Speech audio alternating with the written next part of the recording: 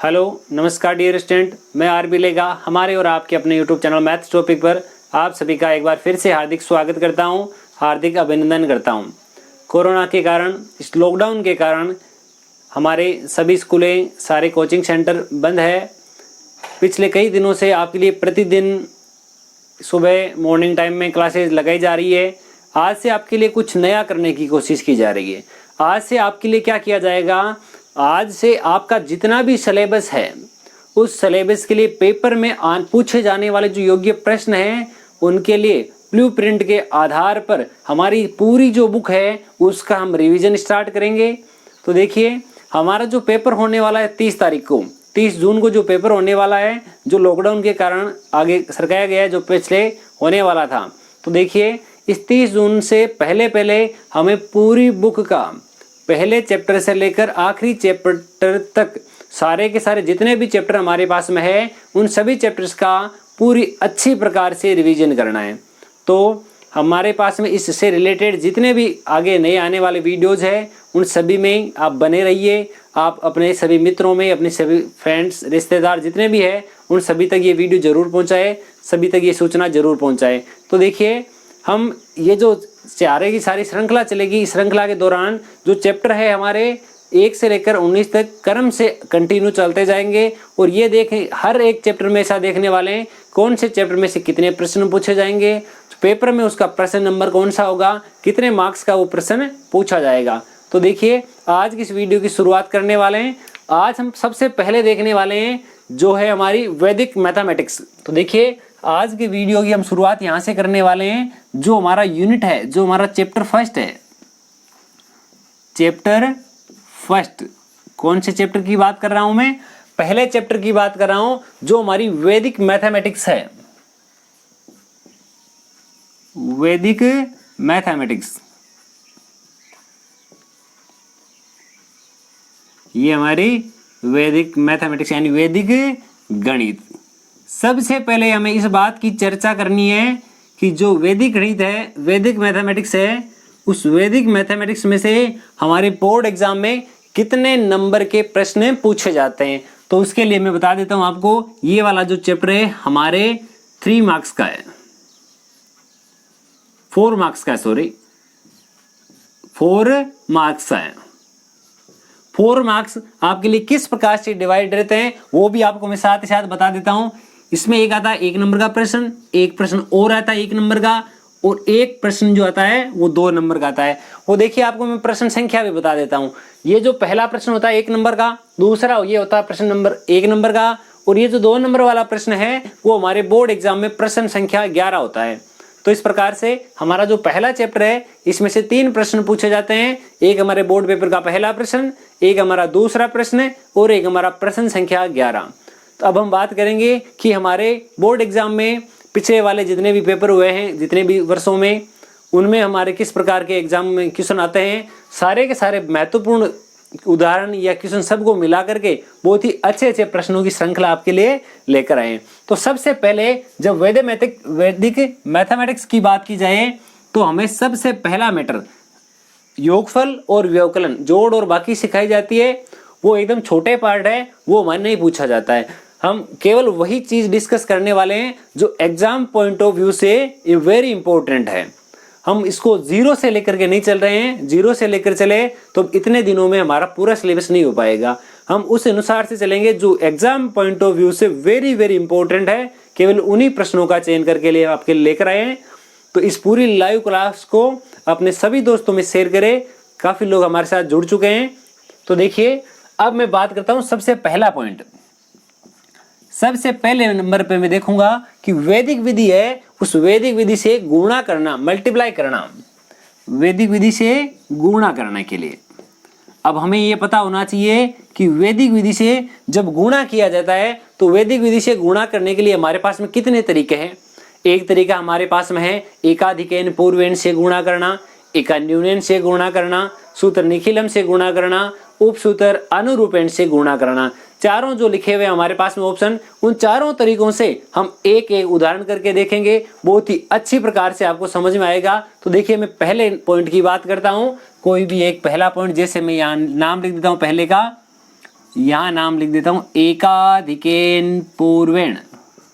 कौन सा तरीका काम में ले रहा हूं मैं पहले, एकाधिकेन पूर्वेण। अब ये हम देखते हैं कि हमारा जो एकाधिकेन पूर्वेण है ये मेथड है क्या रियल में।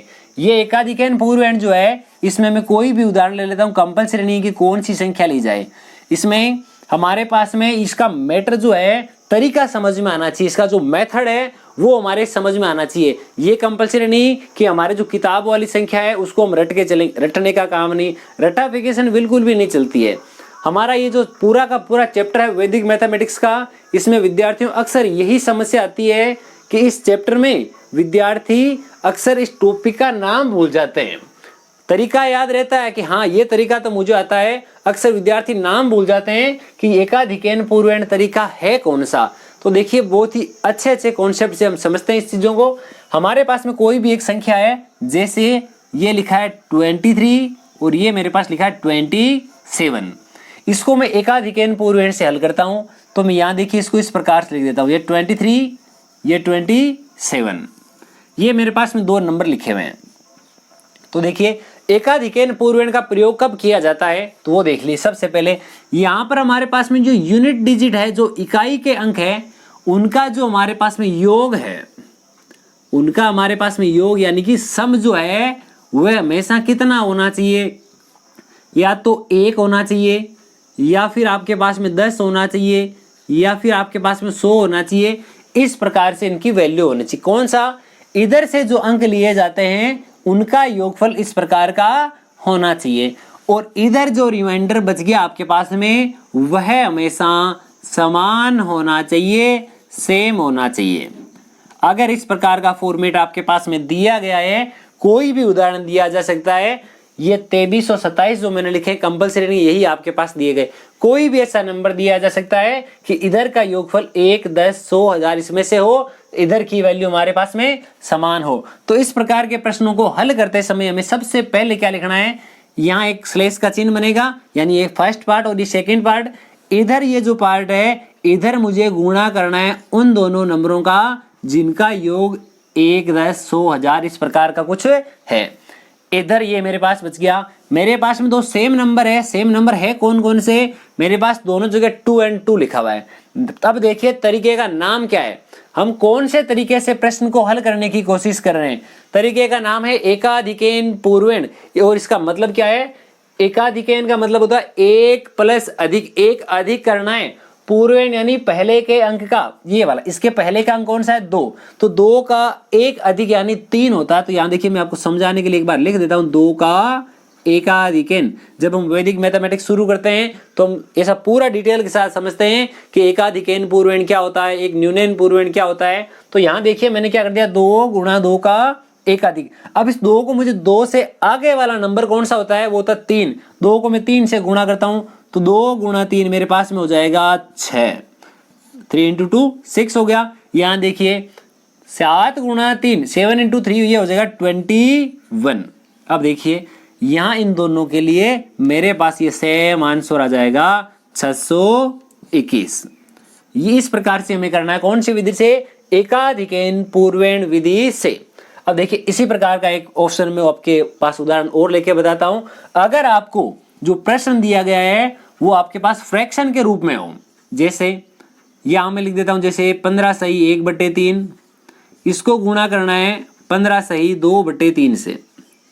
कंपलसरी नहीं आपके पास 15, 16 इसी प्रकार के दिया गया हो, कोई भी नंबर दिया जा सकता है। जैसा कि आपके पास किताब में ये जो नंबर वाला है ये 35 1/7, और यहाँ इस प्रकार की ये वैल्यू है 35 6/7 5/7, इस प्रकार की वैल्यू हमारे पास प्रश्न में दी हुई है। तो देखिए इस प्रकार के प्रश्न को जब हल करते हैं तो सबसे पहले लिखेंगे क्या, सबसे पहले लिखेंगे एकाधिकेन पूर्वेण। क्या लिखेंगे, जो विधि है उस विधि का नाम लिख दिया करो। नाम लिखने से क्या होता है, जो कॉपी चेक करने वाला होता है उसके ऊपर बहुत ही अच्छा प्रभाव पड़ता है। तो देखिए कौन सी विधि से हम हल कर रहे हैं, एकाधिकेन पूर्वेण विधि से। कोई भी प्रश्न आप कोई भी विधि से हल कर रहे हो उसके पहले विधि का नाम लिख दिया करो। अब देखिए मैंने क्या बताया था कि जिनका योग इनमें से आता है उनको आपस में मल्टीप्लाई करना है, गुणा करना है। तो यहाँ देखिए जो मेरे पास 1/3 और 2/3 है, इन दोनों को जोड़ने पर मेरे पास ओनली 1 आता है, तो मैंने ये वाले दोनों गुणा कर दिए। अब मैंने बोला जो नंबर हमारे पास में समान है, यानी कि दोनों में 15-15 दिए गए हैं, लिखे हुए हैं, तो इस 15 को मुझे किससे गुणा करना है, इससे आगे वाले नंबर से गुणा करना है। तो यहाँ मैं लिख देता हूँ 15 को मुझे गुणा करना पड़ेगा 15 के आगे वाले अंक, 15 का 1 अधिक, तो देखिए 15 को मुझे गुणा करना पड़ेगा 1 अधिक यानी 16 से, 2 गुणा 1 यानी कि 2, 3 गुणा 3 यानी कि 9। अब हम इन दोनों को गुणा कर देते हैं। मुझे पता है अगर 15 गुणा 15 होता तो मेरे पास 225 आंसर आते। 15 को अगर मैं 15 बार गुणा करता तो मेरे पास में 225 आते। यहाँ पर गुणा किया जा रहा है 15 को 16 बार, तो 225 प्लस के हमारे पास 15 यानी 240 हो जाएंगे। कितने हो जाएंगे? 240 सही 2/9। इस प्रकार ये हमारा पहला जो गुणा का तरीका है वो यहाँ कंप्लीट करते हैं। इसी प्रकार के कंपलसरी नहीं कि आपके एग्जाम में यही वाली संख्या दे दी जाए, मेरे कहने का मतलब है हमें तरीके को समझना है। अगर हमारे पास में तरीका समझ में आ गया तो कोई भी नंबर दे दिया जाए उस नंबर को हम आसानी से कम टाइम में इसको सरल कर सकते हैं। तो पहले वाला तरीका जिसका नाम है एकाधिकैन पूर्वेण, वो हम यही समाप्त करते हैं। अब हम दूसरा वाला पॉइंट लेते हैं। दूसरा पॉइंट कौन सा? एक न्यूनैन पूर्वेण से गुणा करना। दूसरे गुणे का नाम क्या करना है? मल्टीप्लाई। उसका है एक न्यूनैन पूर्वेण से गुणा करना। तो देखिए किस प्रकार से गुणा किया जाता है। यहां मैं लिख देता हूं सेकंड। सेकंड कौन सा है हमारे पास में? न्यूनैन पूर्वेण से गुणा करना। यहां लिख देते हैं न्यूनैन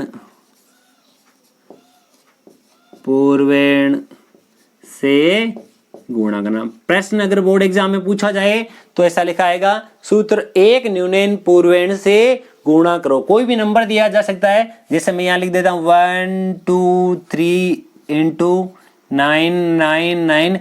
इस प्रकार के प्रश्नों में जब हमें दिया गया हो एक न्यूनैन से गुणा करना, तो हमारे पास में जिन दो नंबर का मल्टीप्लाई हमें पूछा है, जिन दोनों नंबरों का गुणा हमें पूछा है, उन दोनों नंबरों में से जो एक है, या तो पहले वाली संख्या या दूसरे वाली संख्या, इन दोनों में से एक संख्या सदैव 9 के द्वारा बनी हुई होगी। या तो एक बार 9 आ सकता है, 2 बार, 3 बार, 4 बार, 5 बार, केवल और केवल 9 के द्वारा बनी हुई संख्या होगी। दूसरे इसके साथ में जो संख्या है वो कोई भी संख्या हो सकती है। तो देखिए हम बात करते हैं, अगर इस प्रकार का प्रश्न आता है 1 2 3 इंटू 9 9 9, तो किस प्रकार से हल करते हैं। सबसे पहली लाइन, जैसा कि मैंने आपको बताया है कि लिखने का जो हमारा तरीका है वो एकदम परफेक्ट होना चाहिए, क्योंकि जो हमारी लेखन शैली है वो कॉपी चेक करने वाले पर बहुत ही ज्यादा इफेक्ट डालती है। उससे भी ज्यादा जरूरी बात यह है कि हमारे जो वैदिक मैथमेटिक्स के पहले और दूसरे प्रश्न होते हैं, अगर हमारा बोर्ड कॉपी का पहला प्रश्न ही गलत हो जाए तो बहुत ही बड़ी समस्या क्रिएट कर देता है। उसके बाद हमारे 29 प्रश्न सही है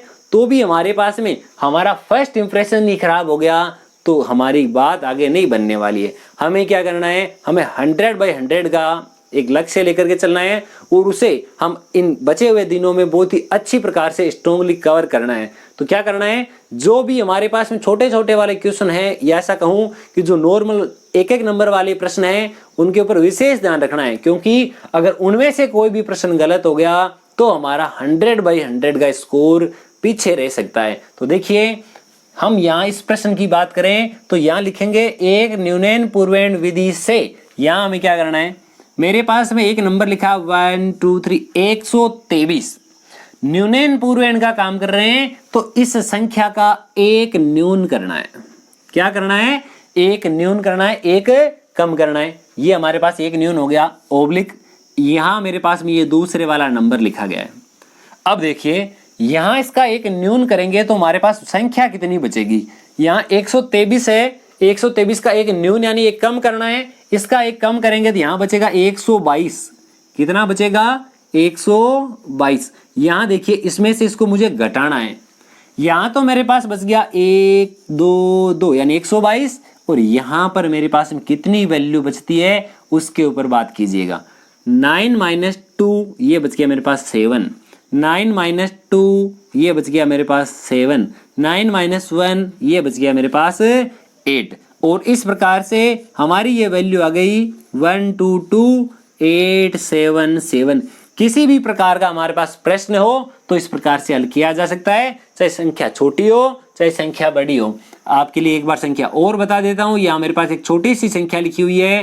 प्रश्न इस प्रकार से पूछा जाएगा, सूत्र एक न्यूनैन पूर्वेण द्वारा 45 को 99 से गुणा करो। तो देखिए, जब इनका दोनों आपस में मल्टीप्लाई किया जाएगा, इन दोनों का आपस में गुणा किया जाएगा, तो मैंने आपको जैसे बताया, सबसे पहली लाइन तो आपको लिखनी है एक न्यूनैन पूर्वेण विधि से, और उसके बाद में हमारे पास में ऐसा लिखना है, ये वाला जो मेरे पास 45 है इसका तो एक न्यून करना है, यानी एक कम करना है।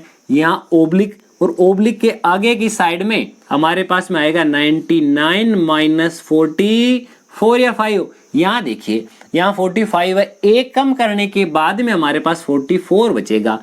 तो यहाँ देखिए मैंने लिख दिया 44, और यहाँ पर 9 माइनस 4 यानी कि 5, 9 माइनस 4 यानी कि 5। अब ये मेरे पास आंसर आ गया 4455। इस प्रकार हमारे पास में कोई भी प्रश्न पूछ लिया जाए कि जिसमें बोला गया हो न्यूनैन पूर्वेण से गुणा करो, तो हमें इस प्रकार से हल करना है। एक और बात समझने के लिए, हम जो भी प्रश्न कर रहे हैं, चाहे कोई भी किसी भी चैप्टर का प्रश्न हो, तो हमारे पास में ये जो चिन्ह होते हैं, हमारे पास में जो बराबर का चिन्ह है, चूंकि का चिन्ह है, इसलिए का चिन्ह है, लेस देन, ग्रेटर देन और इक्वल, जितने भी हमारे पास प्रकार के चिन्ह होते हैं, उन चिन्हों का विशेष ध्यान रखें। कौन से स्थान पर कौन से चिन्ह का प्रयोग करना है, वह भी हमारे पास एक कॉपी चेक करने वाले पर बहुत ही बढ़िया प्रभाव डालता है। अगर हम ये वाला काम ही नहीं कर रहे हैं, अब एक लेखन शैली बहुत बढ़िया होनी चाहिए। अगर यही प्रश्न मैंने उबड़ खाबड़ लिख दिया गया होता, ये पहली लाइन यहाँ से स्टार्ट हो रही है, दूसरी यहाँ से शुरू हो रही है, तीसरी यहाँ से शुरू हो रही, नहीं, लिखने का जो क्रम है वो देखिए, वो कुछ इस प्रकार से होना चाहिए कि ये वाला जो है वो सारा स्टार्टिंग सबकी सेम होनी चाहिए, एंड आगे पीछे भले ही हो सकता है, जबकि इनकी जो स्टार्टिंग लाइन है वो सबकी सेम होनी चाहिए। बराबर के जो निशान है वो सारे एक ही सीध में होने चाहिए। तो हमारा ये दूसरा जो तरीका है, एक न्यूनैन पूर्वेण, वो भी यहाँ कंप्लीट होता है। अब हम तीसरे तरीके की बात करते हैं कि कौन सा तरीका है। तो तीसरा तरीका हमारा है, तीसरे तरीके का नाम लिखते हैं हम सूत्र निखिलम से गुणा करना। गुणा करने का तीसरा जो तरीका है हम प्रयोग में लेते हैं सूत्र निखिलम से गुणा करना। इस वीडियो के लाइव सेक्शन में जितने भी आप लाइव जुड़े हुए हैं, उन सभी जो जितने प्रश्न आपको बताए जा रहे हैं, उन सब के आंसर कमेंट सेक्शन में साथ साथ लिखते जाइए। कौन सा प्रश्न आपको किस प्रकार का लगता है, कमेंट सेक्शन में लिखकर साथ साथ बताते रहिए। अब देखिए, मैं बात करता हूं 3 नंबर का। तीसरा जो गुणा का तरीका है वह तरीका है सूत्र निखिलम से गुणा करना।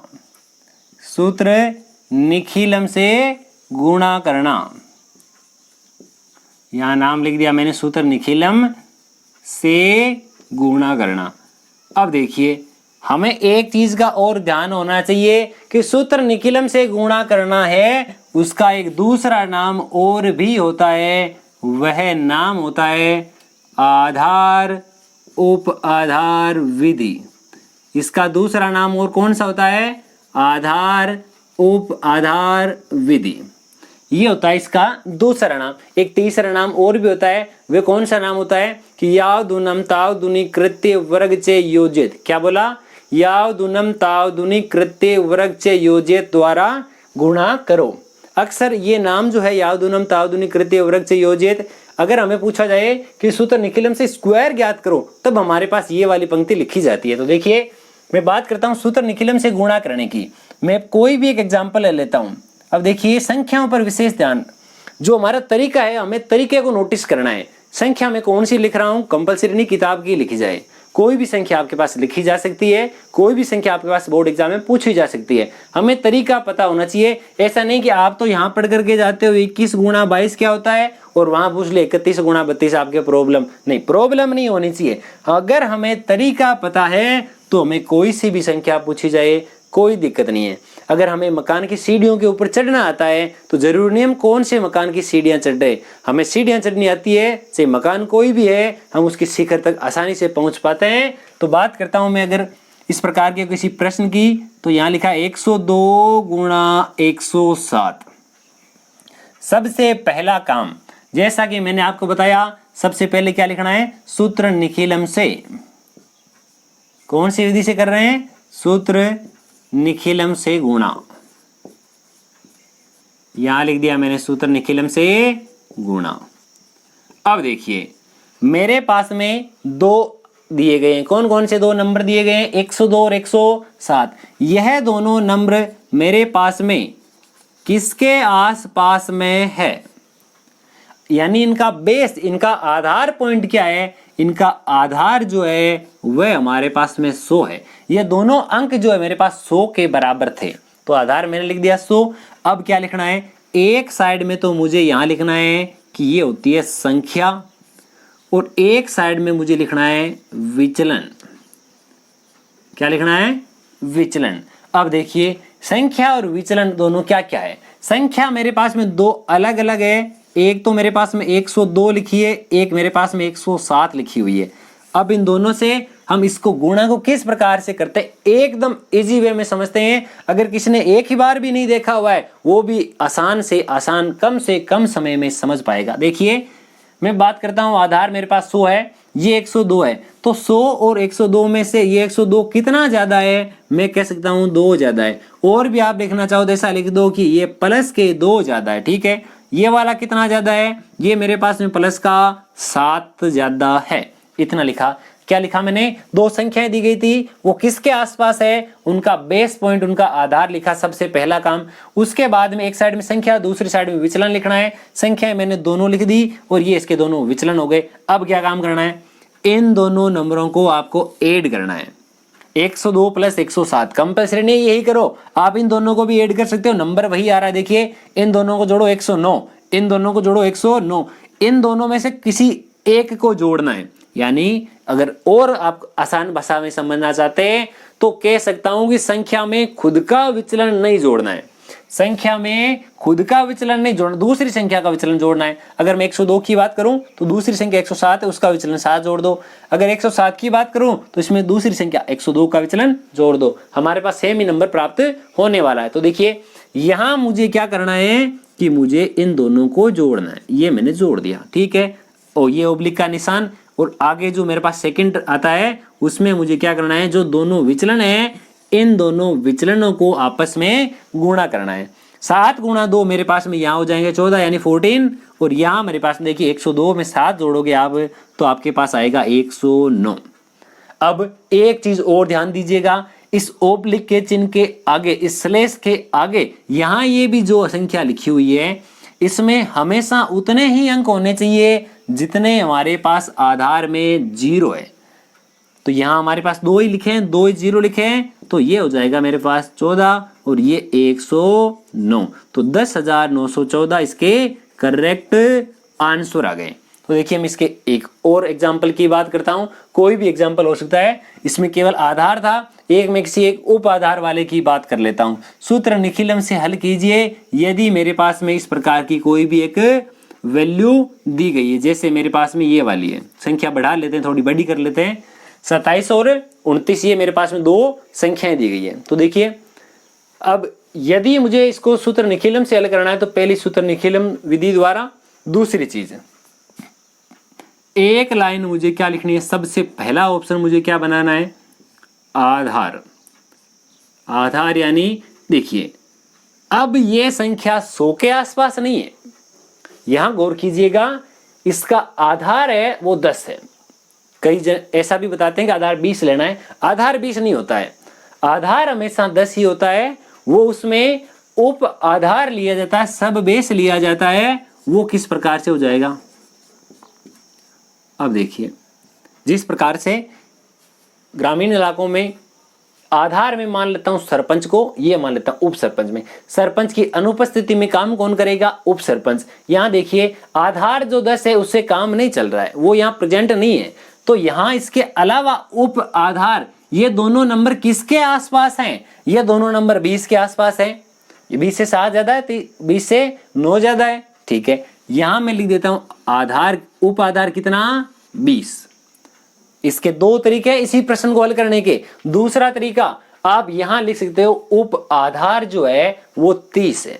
उप आधार अगर 23 लेते हो तो हमारे पास में क्या आएगा? उपाधार 30 होने पर यहाँ विचलन जो आएगा वो देखिए कितना आएगा, -3, और यहाँ विचलन आएगा -1। ये मैंने प्लस वाला आपको करके बता दिया, एक माइनस वाला करके बता देता हूं, और मैं मान लेता हूं कि मेरे पास में जो उप आधार है वो कितना है, 30 है।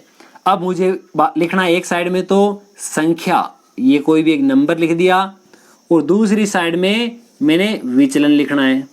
दूसरी साइड में मुझे क्या लिखना है, विचलन। संख्या मेरे पास में देखिए ये 27 और यहाँ 29 लिखी हुई है। ये देखिए ये मेरे पास में विचलन होता क्या है, विचलन होता है कि संख्या माइनस आधार या उप आधार। इसमें आधार था तो संख्या माइनस आधार करना है, और किसी भी हमारे क्वेश्चन में संख्या के साथ उप आधार दिया है तो संख्या माइनस उप आधार करना है। तो यहाँ मेरे पास में ये जो संख्या है उप आधार से 3 कम है, ये वाली संख्या उप आधार से 1 कम दी गई है। अब मुझे क्या करना होता है, इनको इस प्रकार से जोड़ना होता है। तो यहाँ मैं जोड़ लेता हूँ 27 प्लस माइनस का 1, तो यहाँ डायरेक्ट में माइनस का 1 लिख देता हूँ। और आगे मुझे क्या लिखना है, -3 गुणा -1। इतना काम हम इसमें भी कर रहे थे, इसमें भी कर रहे थे। इसमें मैंने एक चीज एक्स्ट्रा ऐड की है, कौन सी, ये वाली उप आधार। अगर हमने प्रश्न में कहीं जिक्र किया है किसका, उप आधार का, तो इसको आगे भी कहीं ना कहीं काम में लेना है। कहाँ काम में लेंगे वो देखिए। अब मैं बात करता हूं, यहां पर मेरे पास में जो भी नंबर आएगा, यहां पर मेरे पास जो भी नंबर आएगा, इसको इसमें से घटाने के बाद में उसको एक संख्या से गुणा करना है। उस संख्या को क्या कहते हैं, उप आधार अंक।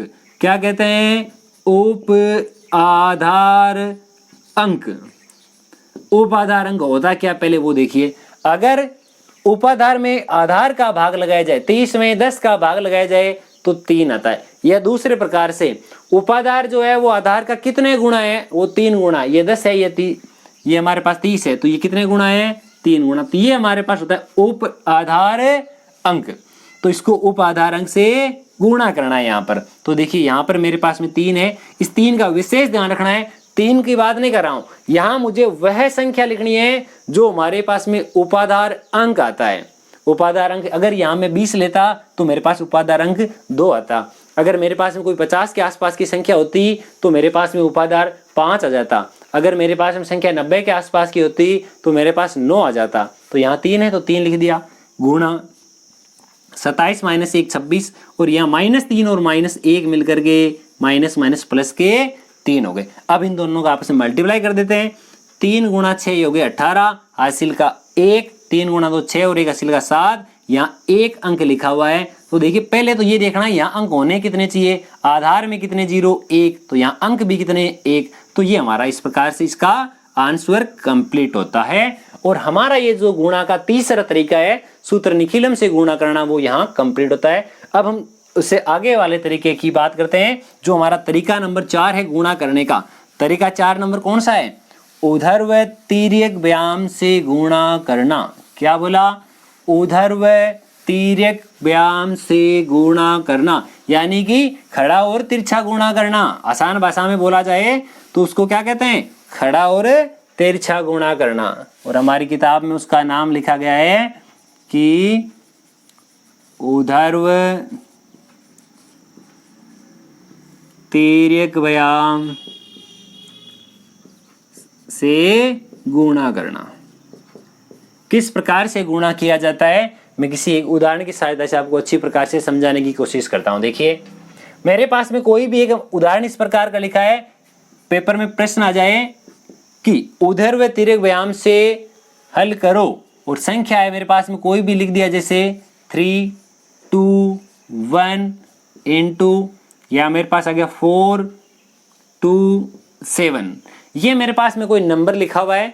देखिए ऊर्ध्व तिर्यक व्यायाम से गुणा करते टाइम ना तो ज्यादा संख्या छोटी पूछी जाती है, ना ही ज्यादा बड़ी संख्या पूछी जाती है। या तो 3 अंकों की पूछी जाती है, या फिर हमारे पास से 4 अंकों की। 3 से छोटी भी संख्या नहीं पूछी जाती है, और 4 से ज्यादा बड़ी भी संख्या नहीं पूछी जाती है, क्योंकि ये हमारे पास में जितने अंकों का आता है उसी के अकॉर्डिंग हमारे पास में लाइनें लिखनी होती है। तो देखिए सबसे पहला काम, ऊर्ध्व तिर्यक व्यायाम से गुणा करते समय जो हमारे पास नंबर है, ये भी 3 अंकों की संख्या है, ये भी 3 अंकों की संख्या है।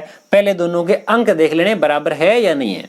तो यहां मैं इनके अंक लिख देता हूं, 3 2 1 4 7। यहां मैंने ये वाला अंक लिख दिए दोनों के। अब देखिए मुझे करना क्या है, अब इसको हल करने के लिए मेरे पास में यहाँ 3 अंक है। कितने अंक है? 3। तो यहां से मैं शुरू करूंगा। पहले ऊपर वाले का 1 अंक, नीचे वाले का 1 अंक। क्या कहा मैंने? यहाँ मेरे पास 2 अलग अलग नंबर है। इस साइड से मैं बात कर रहा हूं तो इस साइड के 1-1 अंक मैंने यहां लिख दिए। अब मुझे क्या करना है, इसी साइड के अब 2-2 अंक लिखने हैं। ये लिख दिए साहब। पहले 1-1 अंक लिखने थे, उसके बाद में 2-2 लिख दिए, उसके बाद में 3-3 लिख दिए वापस। ठीक है, ये हो गया।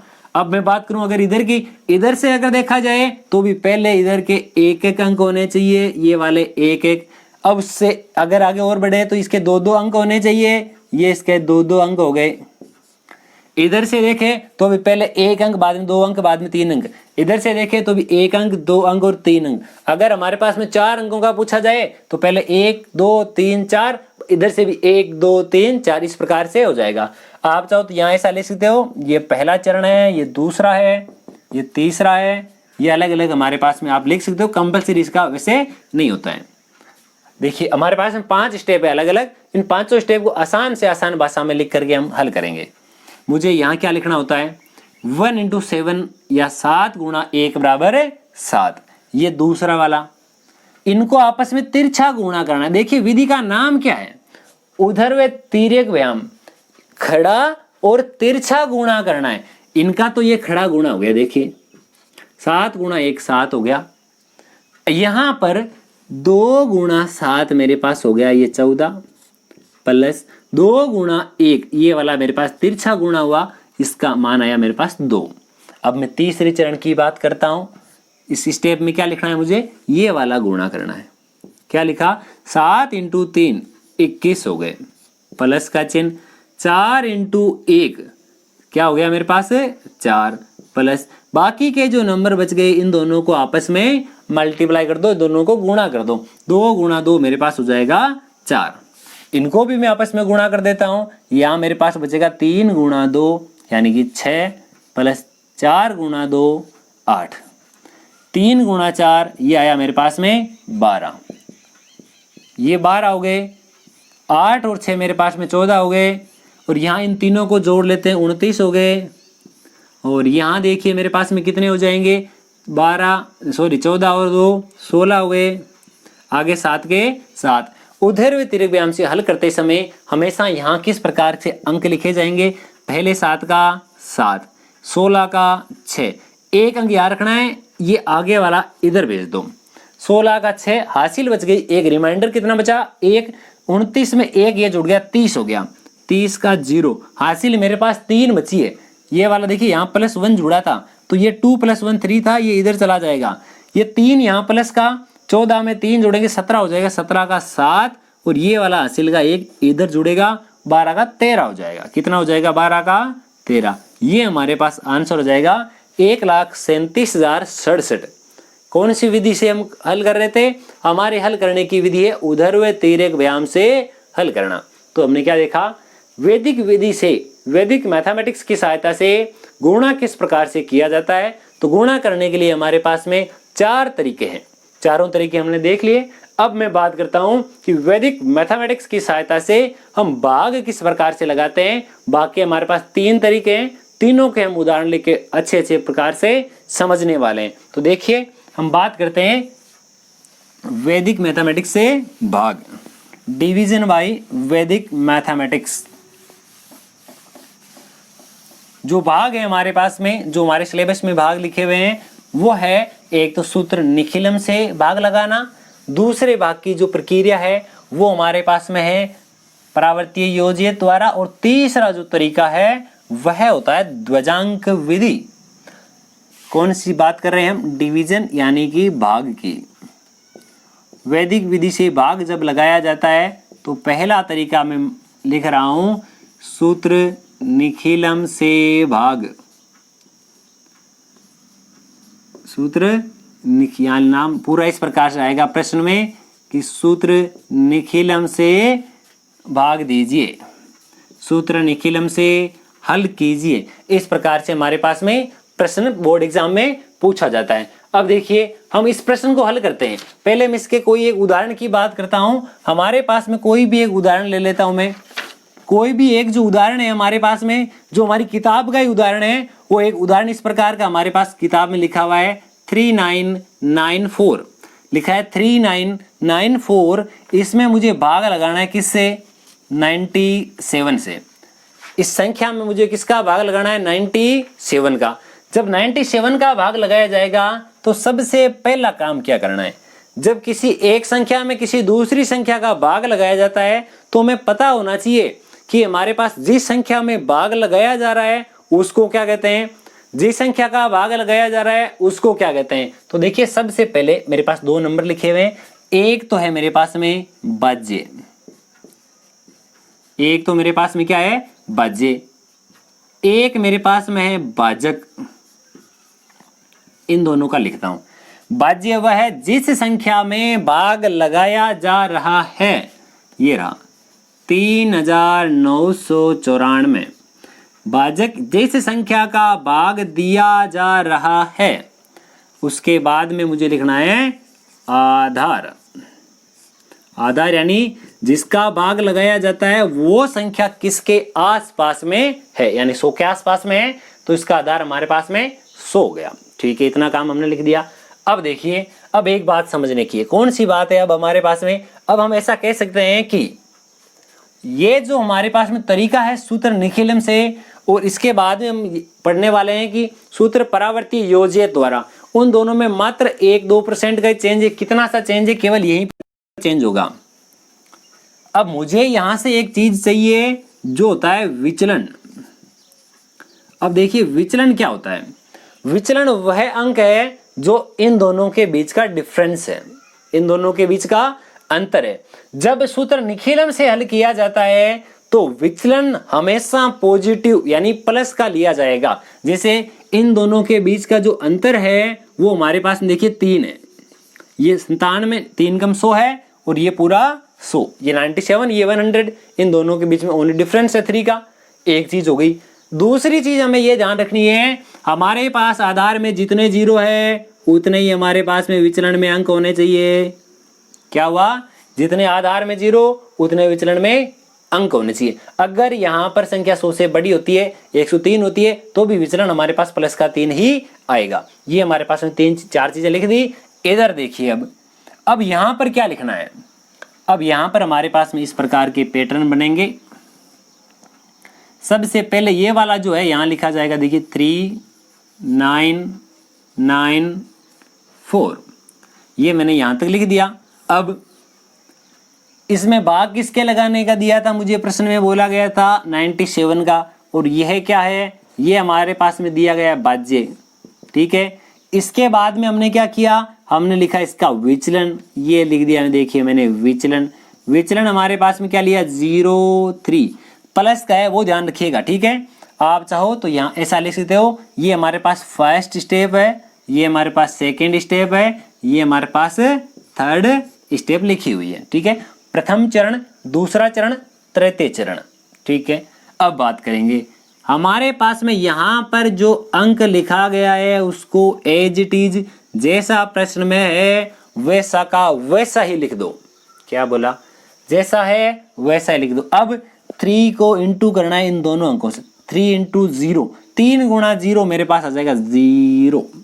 क्या आ गया? 0। अब इससे आगे क्या आएगा मेरे पास? 3 × 3, ये मेरे पास हो गया 9। इसको कहाँ लिखेंगे? इस 9 के नीचे। यहां तक हमने लिख दिया। अब हम बात करेंगे इससे आगे। तो देखिए अब मैं अगर इससे आगे बात करूं तो मेरे पास में वैल्यू आएगी, इन दोनों को जोड़ना है, तो यहाँ इन दोनों को जोड़ करके मैं यहाँ लिख देता हूं। देखिए 9 + 0 मेरे पास आ गया 9। अब क्या करना है? मैंने 3 को इन दोनों से गुणा करके आगे लिख दिया। हम जहां तब तक गुणा करते नहीं रुकते, इस लास्ट वाले अंक के नीचे कुछ ना कुछ आना जरूरी है। 9 × 0 0, पहले यहां से शुरू किया था, अब की बार यहां से शुरू करना है। ठीक है, 9 × 3 27, तो अब आगे तो है ही नहीं कुछ, तो यहाँ लिख देते हैं 27। अब यहाँ देखिए यहाँ तो 0 है, तो ये वाला 2 यहाँ लिखते हो तो भी आंसर हमारे पास सेम आएगा। हमें समझने के लिए 9 × 3 27 है, वो इसलिए यहीं पर लिख दिया। अब 27 + 4 मेरे पास 31 हो गए। 31 का 1 हासिल बच गए 3, रिमाइंडर कितना बच गया? 3। 9 और 9 18 हो गए, 18 में 3 हासिल के जोड़ दिए, मेरे पास में कितने हो गए 18 और 3 मेरे पास 21 हो गए। अब देखिए सूत्र निखिलम से परावर्तीय योजित से हल करते समय हमें एक बात की यहाँ ध्यान रखनी है कि मैंने भाग तो लगा दिया, मेरा भाग गया 39 बार और शेष फल मेरे पास में आए कितने 211। आंसर अब तक मैंने जितना भी काम किया है मेरा 100% सत्य है, सही है। एक काम छोटा सा और करना है जो अक्सर विद्यार्थी यहाँ स्किप कर देते हैं, भूल जाते हैं। कौन सा? हमारे पास में शेष फल आया 211 और हमने भाग लगाया था किसका 97 का। क्या ये वाली संख्या जो शेष फल है वो इस भाजक से ज्यादा नहीं है? ज्यादा है। इसको कम करते हैं। देखिए मैं काम कर देता हूं, यहां एक स्टेप और बढ़ाऊं। स्टेप कैसे बढ़ेगी? अगर मैं बोलूं इसमें और इसका भाग जाता है क्या? हाँ पूरा पूरा भाग जाता है 2 बार। ये देखिए ये वाला जो नंबर है इसको अगर मैं 2 से गुणा करूं, 97 में गुणा 2 तो 7 गुणा 2 मेरे पास 14 हो जाएंगे, हासिल बचेगा 1, 18 और 1 19 हो जाएंगे। ये पूरा पूरा 2 बार मेरे भाग जाता है। तो जितनी बार भाग पहले जा चुका है ये है 39, इसमें तो मुझे 2 जोड़ना है। 2 क्यों जोड़ा? क्योंकि मैं 2 बार भाग लगा रहा हूं और यहाँ 2 बार भाग जाने के बाद में यहाँ मेरे पास ये वाली संख्या शेष बचेगी। अब इन दोनों के बीच में डिफरेंस जो है वो मेरे पास में है 17 का। इन दोनों में से घटाएंगे, अंतर करेंगे, दिए मेरे पास 17 है और यहाँ मेरे पास में 41 लिखा हुआ है। अब देखिए अब ये हमारा जो प्रश्न है वो लगभग पूरा हो चुका है। केवल इस बात की आवश्यकता है, ये वाला क्या है? इस वाले को कहते हैं भागफल। इतनी बार भाग गया है। ये वाला क्या है? रिमाइंडर यानी शेषफल।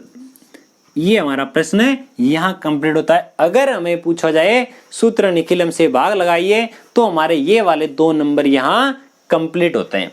तो ये इस प्रकार से लिखने में ध्यान रखें थोड़ा सा, और इस स्टेप की विशेष तौर से ध्यान रखें। ये ज्यादा समझ नहीं आता है प्रश्नों में, ये कुछ एक प्रश्नों में ही आता है। तो देखिए ये वाला आपको विशेष ध्यान रखना। अब मैं बात करता हूं कि जो हमारा दूसरा तरीका है परावर्तीय योजित, सेम इसी के प्रकार का है, मात्र 1-2% का चेंज है। वो देखिएगा किस प्रकार का है। आसान से आसान भाषा में हम देख रहे हैं। ये वीडियो आपको किस प्रकार का लगता है साथ ही साथ कमेंट सेक्शन में लेकर जरूर बताते रहिए। ये वीडियो आपके लिए कितना फायदेमंद है वो भी हमें साथ साथ जरूर बताएं, ताकि वीडियो बनाने में हमारा हौसला बढ़ता रहे लगातार। अब मैं बात कर रहा हूं दूसरे की। दूसरा है सूत्र परावर्तीय योजित। दूसरा जो हमारा तरीका है वो है सूत्र परावर्तीय योजित। सूत्र परावर्तीय सीधा ही लिख देता हूं मैं, ठीक है, आप समझ जाना। सूत्र परावर्तीय द्वारा भाग लगाना। अब परावर्तीय कौन सी विधि है? मैं संख्या लिख देता हूं, कोई भी नंबर है वो चलेगा हमारे पास में, या मैं ऐसा कर देता हूं किताब का ही नंबर लिख देता हूं। हमारे पास में किताब में एक संख्या लिखी हुई है। किताब की जो संख्या है वो हमारे पास में कुछ इस प्रकार से दी गई है कि भाग लगाइए यदि हमारे पास में एक संख्या है 1 3 3 8 5, भाग लगाना है 131। 13,385 में भाग लगाना है 131 का। और कौन सी विधि से भाग लगाना है? भाग लगाना है हमें सूत्र परावर्तीय योजित द्वारा। ये संख्या हमने बोला कि जिस संख्या में भाग लगाया जाता है वह हमारा भाज्य कहलाता है। क्या कहलाता है? भाज्य कहलाता है। तो यहां लिख देता हूं भाज्य बराबर 13,385। जिस संख्या का भाग लगाया जाता है वह भाजक कहलाता है। अब ये संख्या किसके आसपास की है? 100 के आसपास की है, तो ये इसका आधार हो गया। और इसका विचलन जो है ये 100 से मेरे पास में कितनी ज्यादा है? 31 ज्यादा है, तो मेरे पास विचलन आ गया 31। तो आप विचलन की जगह संशोधित भाज्य भी लिख सकते हैं, ठीक है। अब देखिए ये जो प्रश्न है मैंने आपको पहले ही बताया था कि सूत्र निखिलम में विचलन जैसा आता है, चाहे प्लस का हो चाहे माइनस का हो, वह हमेशा प्लस का लिखा जाएगा। अगर निखिलम से कर रहे हैं तो हमेशा प्लस का, और अगर परावर्तीय योजित से हल कर रहे हैं तो इस विचलन का मॉडिफिकेशन करना पड़ेगा। मॉडिफाइड डिवाइडेंट यानी संशोधित विचलन। संशोधित विचलन ये हमारे पास में आ जाएगा। ये प्लस का था, ये हो जाएगा हमारे पास -31। -31 या तो ऐसे लिख दो, अगर आपको बताओ तो विनकुलम में हमने सीखा था इसको इस प्रकार से भी लिख सकते हो, या ये रहा -31, दोनों एक ही बात है। माइनस का सिंबल ऊपर लगाओ या पहले लगा सकते हो। अब देखिए, अब ऐसे आ ज्यादा कोई नहीं है, ये मात्र इतना सा ही फर्क है पूरे सूत्र निखिलम में और परावर्तीय में, उसके अलावा 1% भी चेंज नहीं है। ये वाला इतना सा आपके पास फंडा क्लियर है तो आप एक तरीका याद रखो, दूसरा ऑटोमेटिक याद रह जाएगा। तो मैं बात करता हूं भाग लगाने की, तो यहां लिखा हुआ 1 3 3 8 5। अब हम इसमें भाग लगाते हैं। देखिए, जब भाग लगाया जाएगा तो हम क्या करेंगे, हमारे पास 3 स्टेप लिखे हुए हैं। ये मेरे पास पहला है, यहाँ पर मेरे पास दूसरा है और यहाँ पर मेरे पास तीसरा है। भाग किसका लगाना था मेरे पास में, जो मेरे पास में भाज्य है वह लिखा हुआ है 131। उसके बाद में मैंने लिखा था विचलन, ये विचलन है मेरे पास में प्लस का 31। उसके बाद में मैंने लिखा था संशोधित विचलन, वो मेरे पास में ये वाला माइनस के हो गए दोनों ही। ठीक है, मैंने क्या बताया था, मैंने ये बताया जो भी हमारे पास में नंबर दिया गया है, ये पहले वाला जो नंबर है वो जिस रूप में दिया है, जितना दिया हुआ है उसको सीधा का सीधा लिख दो। तो यहाँ 1 है तो हम मैं 1 का 1 लिख देता हूं। अब मुझे क्या करना है, इस 1 को इंटू करना है इनसे, 1 × 3, 1 × 3, यहां मेरे पास हो गया 3। एक चीज और, यहां अक्सर विद्यार्थी गलत करते हैं। देखिए, जहां जहां पर आप गलती करते हैं, गलती करने की संभावना होती है, मैं वहां वहां आपको नोटिस करवाता जा रहा हूं। साथ ही साथ इस बात का विशेष ध्यान रखें कि जहां मैं गलती की आपकी बात करता हूं तो वहां आपको पेपर में गलती नहीं करनी है। कौन सी गलती करते हैं विद्यार्थी, कि यहाँ 1 × 3 3 तो होता है, परंतु ये माइनस वाला चिन्ह भूल जाते हैं। यहाँ आपके पास ये माइनस का 3 है, प्लस का 3 नहीं है। अब इस 1 को इस 1 से गुणा करेंगे तो यहां पर भी आपके पास माइनस का 1 आएगा। सूत्र परावर्ती से हल करते समय माइनस के चिन्हों का विशेष ध्यान रखना है। तो यहां मेरे पास हो गया, अब ये 3 प्लस का, ये 3 माइनस का, मेरे पास आ गया 0। इन दोनों को जोड़ करके यहां लिख दिया। अब इस 0 को इन दोनों से गुणा करेंगे तो यहां पर भी 0 आएगा, यहां पर भी 0 आएगा। अब 0 के ऊपर प्लस माइनस का चिन्ह लगाने की आवश्यकता नहीं होती है, क्योंकि 0 ना तो प्लस का ना ही माइनस का, ना इधर पॉजिटिव नोर नेगेटिव। ये प्लस का 3 माइनस का 1, तो यहां मेरे पास आ जाएगा 2। 2 × 3, ये मेरे पास हो गया 6 माइनस का। 2 × 1 -2। अब 5 - 2, 5 में से 2 घटाने मेरे पास में 3 बचेंगे। 8 में से 6 घटाने आपके पास 2 बचेंगे। ये हमने लिख दिया। यहां पर जो संख्या 102, यहां पर 23, क्या हमने जो पहले वाला प्रश्न किया था उसकी तरह इसमें जो शेषफल है जिसका भाग लगाया जाता है उससे ज्यादा आते हैं क्या? नहीं आते। यानी इसमें हमारा जो आगे वाला स्टेप आएगा ना, वो स्टेप इसमें नहीं लिखा जाएगा। ये वाला जो हमारे पास में है ये तो हमारा है रिमाइंडर। रिमाइंडर यानी कि शेषफल। जो लास्ट में प्रश्न को हल करने के बाद में जो फल प्राप्त होता है शेषफल, भाग लगाने के बाद में शेषफल आ गया रिमाइंडर, और ये हमारे पास आ गया भागफल। भागफल हो गया, शेषफल हो गया। यहां मैं लास्ट में लिख ही देता हूं, देखिए भागफल, और ये और कौन सा फल है? शेषफल। अरे सीताफल नहीं है, शेषफल की बात कर रहा हूं, रिमाइंडर की। ठीक है, 102 और 23, 102 23। इस प्रकार ये हमारा दूसरा मेथड सूत्र परावर्ती योजित द्वारा भाग लगाने की प्रक्रिया यहाँ कंप्लीट होती है। अब हम आगे की बात करते हैं जो हमारा है तीसरा भाग लगाने का मेथड, जिसको हम किसके नाम से जानते हैं? ध्वजांक विधि।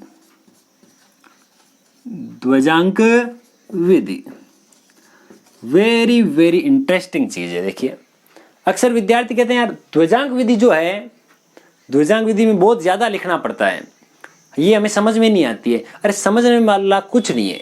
देखिए एक से एक कड़ी जुड़ी हुई है, सब एकदम एक चीज आपके पास समझ तरीका आगे समझ में आ गया ना, कोई प्रश्न आप गलत नहीं करोगे कभी भी, चाहे संख्या 5 अंकों की है चाहे 50 अंकों की है, कभी आप गलत नहीं करोगे। देखिए मैं बात करता हूं किसी भी एक उदाहरण की, हम कोई भी एक संख्या लिख सकते हैं, चाहे किताब की संख्या हो चाहे किताब की बार की संख्या हो।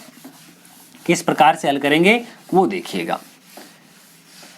इसमें जो भी मैंने कुछ लिखा है देखिए, बाज्य, भाजक, ध्वजांक, मुख्यांक, भागफल, शेषफल, ये आपको सब लिखना है। ये सारे हम लिखेंगे तभी हमारे पास में पूरे के पूरे जो अंक है वो हमें जितने आने चाहिए थे वो हमारे पास अंक आ पाते हैं। अब मैं बात करता हूँ ध्वजांक विधि की। तो ध्वजांक विधि के लिए मैं कोई एक नंबर लिख देता हूँ। हमारे पास में जो किताब है उस किताब का ये एक संख्या लिखी हुई है। किताब में संख्या या किताब की लिखो या कोई दूसरी लिख लो। ये किताब की, ये देखिए 1 2 3 4 5 और इसमें मुझे भाग लगाना है 91 से। किसका भाग लगाना है? 91। ध्वजांक विधि है। ध्वजांक विधि से हल करते समय हमें इसके हिंट, जिनको हम कहते हैं हिंदी में संकेत, वह पूरे लिखने पड़ते हैं। क्या क्या हिंट लिखने पड़ेंगे एकदम 1 बाय 1 देखेंगे। सबसे पहला हिंट होता है हमारे पास में कि इसमें बाज्य क्या है, किसमें भाग लगाया जा रहा है। ये 1 2 3 4 5 12,345। दूसरी चीज, भाजक क्या है, यानी भाग किसका लगाया जा रहा है। ये मेरे पास में 91। दो चीजें हो गई। इसी में एक चीज और लिखनी है, कौन सी वो देखिए, मैं यहां लिख के आपको बता देता हूं। 1 2 3 4 5 ये लिख दिया मैंने। अब मेरे पास में देखिए यहां ये जो संख्या है ये 91, इसको मैं इस प्रकार से लिखता हूं। यहां से ये 9 और ये 1। मैंने ऐसा क्यों लिखा, वो भी मैं आपको बहुत ही अच्छी प्रकार से बता देता हूं पहले, ताकि किसी भी प्रश्न में आप गलती ना करो। नाम है ध्वजांक विधि। ध्वज प्लस अंक, यानी कोई एक ध्वजांक आएगा। इसमें कौन सा आएगा, देखिए मैं नाम लिखता हूं, यहां 2 अंक लिखता हूं। एक तो मेरे पास में आएगा ध्वजांक और एक इसमें आता है मुख्य अंक, यानी मुख्यांक। ये दोनों नंबर जो है वो यहीं से लिखे हुए हैं। तो देखिए मैं ध्वजांक की बात करता हूं। जैसे आप सभी परिचित हैं कि ध्वज कहां लगाया जाता है, ऊपर लगाया जाता है या नीचे लगाया जाता है। ध्वज हमेशा ऊपर लगाया जाता है और ऊपर वाली जो संख्या है कौन सी है, 1, ओनली 1। तो यहां मैं लिखता हूं 1। हमेशा कोई भी किसी का भी भाग लगाया जा रहा है, जैसे 23 का भाग लगाया जाता है तो ऊपर लिखा जाएगा ये 3, ये इस प्रकार से, ठीक है। ये 3 जो है ध्वजांक कहलाएगा। नीचे वाला जो मान होता है वह हमेशा मुख्य अंक कहलाता है, जो कि हमारे पास में 9 लिखा हुआ है। कोई भी प्रश्न दिया गया हो उसका संकेत जो पहला है उसमें 4 चीजें लिखनी है, बाज्य, भाजक, ध्वजांक और मुख्यांक। ये हमारा पहला संकेत यानी पहला हिंट हुआ। अब दूसरे की बात करेंगे। ये हमारे पास में क्या है, ध्वजांक है और ये हमारे पास में मुख्य अंक है, ठीक है। अब यहां पर लिखी गई संख्याओं में धीरे धीरे इस 9 से भाग लगाते जाएंगे। कैसे, यहां पहले 1 में तो जाता नहीं है, 12 में लगाएंगे। मैं 12 में भाग लगाता हूं, किसका, 9 का। 12 में 9 का भाग एक बार जाता है और शेषफल यानी रिमाइंडर बचता है कुछ ना कुछ। यहां देखिए इसमें से 9 घटा लेंगे, एक बार जाने पर 9 घटा लिया जाएगा, 3 शेषफल बचेंगे। तो यहां लिख देता हूं शेषफल बराबर 3, ठीक है। अब देखिए यहां एक स्टेप आप बहुत ही अच्छी प्रकार से समझ गए ना, आगे कोई स्टेप आप गलत नहीं करोगे। पहले तो आपने लिखा ये वाला, दूसरा स्टेप 12 में 9 का भाग लगाया, भाग गया एक बार। जितनी बार भाग जाता है वह लिखना है यहां पर, इन दोनों बीच वाले स्टेप में, ठीक है। अब जितना आपके पास शेषफल बच गया उसको कहां लिखना है, ये मेन चीज है हमारे लिए। इस ध्वजांक में मेन चीज यहीं पर है। एक हमने काम ले लिया, 2 काम ले लिया, क्योंकि 12 में मैंने भाग लगाया था। अब इससे आगे वाला अंक कौन सा काम में लेने वाला हूं मैं, ये वाला 3। इस 3 से और इस 2 के बीच में थोड़ा सा नीचे लिखेंगे यहां पर। जैसे यहां लिखा है 2, यहां लिखा है 3, इन दोनों के जस्ट बीच में यहां इस प्रकार से लिखा हुआ ये वाला, ठीक है। अब ये तो हो गया काम। अब मुझे क्या करना है, अब मेरे पास में एक चीज और हो जाएगी, न्यू डिवाइडेंड, नया भाज्य। अब नया भाज्य ये वाला क्या है, नया भाज्य ये है कि अब ये 12 में तो मैं भाग लगा चुका हूं, मेरे पास शेषफल बचे 3, ऊपर से कुछ लिखना होता है। जैसे अगर मैं भाग लगाता इस प्रकार से 123 में मैं 9 का भाग लगाता, एक बार ये 9 गए मेरे पास में 3, अब ये 33 आ गया। अब मुझे 33 में भाग लगाना है, 12 से मुझे क्या लेना देना है, तो अब मेरे लिए अब मेरे पास भाज्य क्या है 33। तो यहाँ देखिए इस प्रकार के द्विजांक विधि में उसको क्या कहते हैं, नया भाज्य। नया भाज्य 3 और ये 3 रिमाइंडर पहले वाला, और ये लिखेंगे 3 और 3 मेरे पास हो गया 33। नया भाज्य भी ठीक है। अब नए भाज्य के साथ न्यू डिवाइडेंट के साथ आपको लिखना है मॉडिफाइड डिवाइडेंट यानी संशोधित भाज्य। इसका क्या करना है, मॉडिफाई करना है, संशोधित भाज्य। अब संशोधन कैसे करेंगे इसका वो देख लीजिए। अब मेरे पास में जो नया भाज्य है उसमें से एक छोटी सी संख्या घटानी है, वो कौन सी है वो देखिए। मैंने मुख्य अंक जो है उसको काम में लिया है भाग लगाने के दौरान। जब मैं भाग लगा रहा हूं तो मैं मुख्य अंक को काम ले रहा हूं, 9 का मैंने भाग लगाया था। और द्विजांक जो है वो मैंने अब तक काम में नहीं लिया। अगर द्विजांक काम में नहीं ले रहे हैं तो यहाँ से अगर चाहे 91 आए, 92 आए, 93 आए, उससे क्या फर्क पड़ेगा। इसलिए हमें ये द्विजांक वाला जो है वो यहाँ काम में लेना होता है। देखिए इन दोनों को आपस में मल्टीप्लाई करना है। 1 into 1 होता है मेरे पास 1, और ये जो 1 आएगा इसको इस संशोधित भाज्य के रूप में यहाँ आएगा 33 - 1, ये बचेगा 32। अब मुझे भाग 33 में नहीं लगाना, 33 में नहीं लगाना, एक कम हो गया 32 में लगाना है। ये मेरे पास तीसरा स्टेप।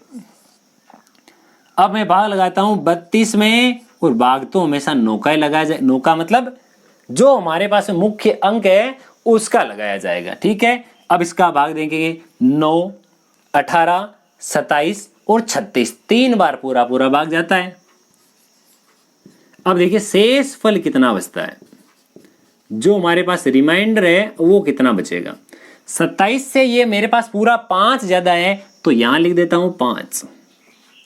जितनी बार भाग जाता है उसको यहां लिखना है, जो शेष बच जाता है उसको यहां लिखना है, ठीक है। अब मेरे पास में नया भाज्य क्या हो जाएगा वो देखिए। नया भाज्य 5 और 4, ये मेरे पास 54 हो गया। नया भाज्य आने के बाद में मुझे लिखना है संशोधित भाज्य। संशोधित भाज्य में क्या आएगा, नया भाज्य माइनस। अब इस 1 को 1 से इंटू कर लिया था, अब मुझे क्या करना है, इस 1 को इंटू करना है इस 3 से। 1 into 3 यानी 3। अब इसमें से इसको घटा देता हूं, ये वाला, यहां मेरे पास 51 बचेगा। कितना बचेगा, 51 यानी 51 बच गया, ठीक है। अब जो भी बच जाता है उसमें भाग लगाना है फिर से किसका, 9 का, यानी मुख्य अंक का। तो देखिए इसका भाग इसमें कितनी बार जाता है, इसका भाग इसमें कितनी बार जा रहा है, 9 गुणा 6 जो होता है वो कितना होता है, 54 होता है, वो ज्यादा हो गया। अब 9 गुणा 5 यानी 45 होता है, तो इसका भाग में लगा देता हूं 5 बार। शेष फल मेरे पास बच गए 6। शेष फल कितने बच गए, 6। जितनी बार भाग गया उसको लिख दो यहां पर, जो शेष फल बच गया उसको लिख दो यहां पर। अब इसको इससे गुणा करेंगे संशोधित भाज्य के दौरान। ये हमारे पास हो गया नया भाज्य। नया भाज्य मेरे पास हो गया, देखिए 6 और 5 65। संशोधित भाज्य क्या लिखना है, संशोधित भाज्य 65 माइनस 5, ये हो गया मेरे पास 60। एक बात और, जैसे ही इस ओब्लिक से इस लाइन से तीसरे खंड में चले जाते हैं, तृतीय पार्ट में चले जाते हैं, अब हमें वापस भाग नहीं लगाना है। यहां जो संशोधित भाज्य आता है उसकी जगह आप एक दूसरा और नाम भी लिख सकते हो, उसको क्या कहते हैं, जो हमारे पास में लास्ट रिमाइंडर है, यानी कि जो हमारा अंतिम शेषफल है वो यही होने वाला है। ये हमारा अंतिम शेषफल। तो यहां मैं लिख देता हूं, देखिए कि 65 - 5, ये मेरे पास आ गया 60, और ये जो है ये मेरा क्या है, शेषफल, और ये मेरे पास क्या है, भागफल। जितने हमारे पास में संकेत हो चुके हैं उसका एक आखिरी संकेत ऐसा लिख देना कि भागफल बराबर 135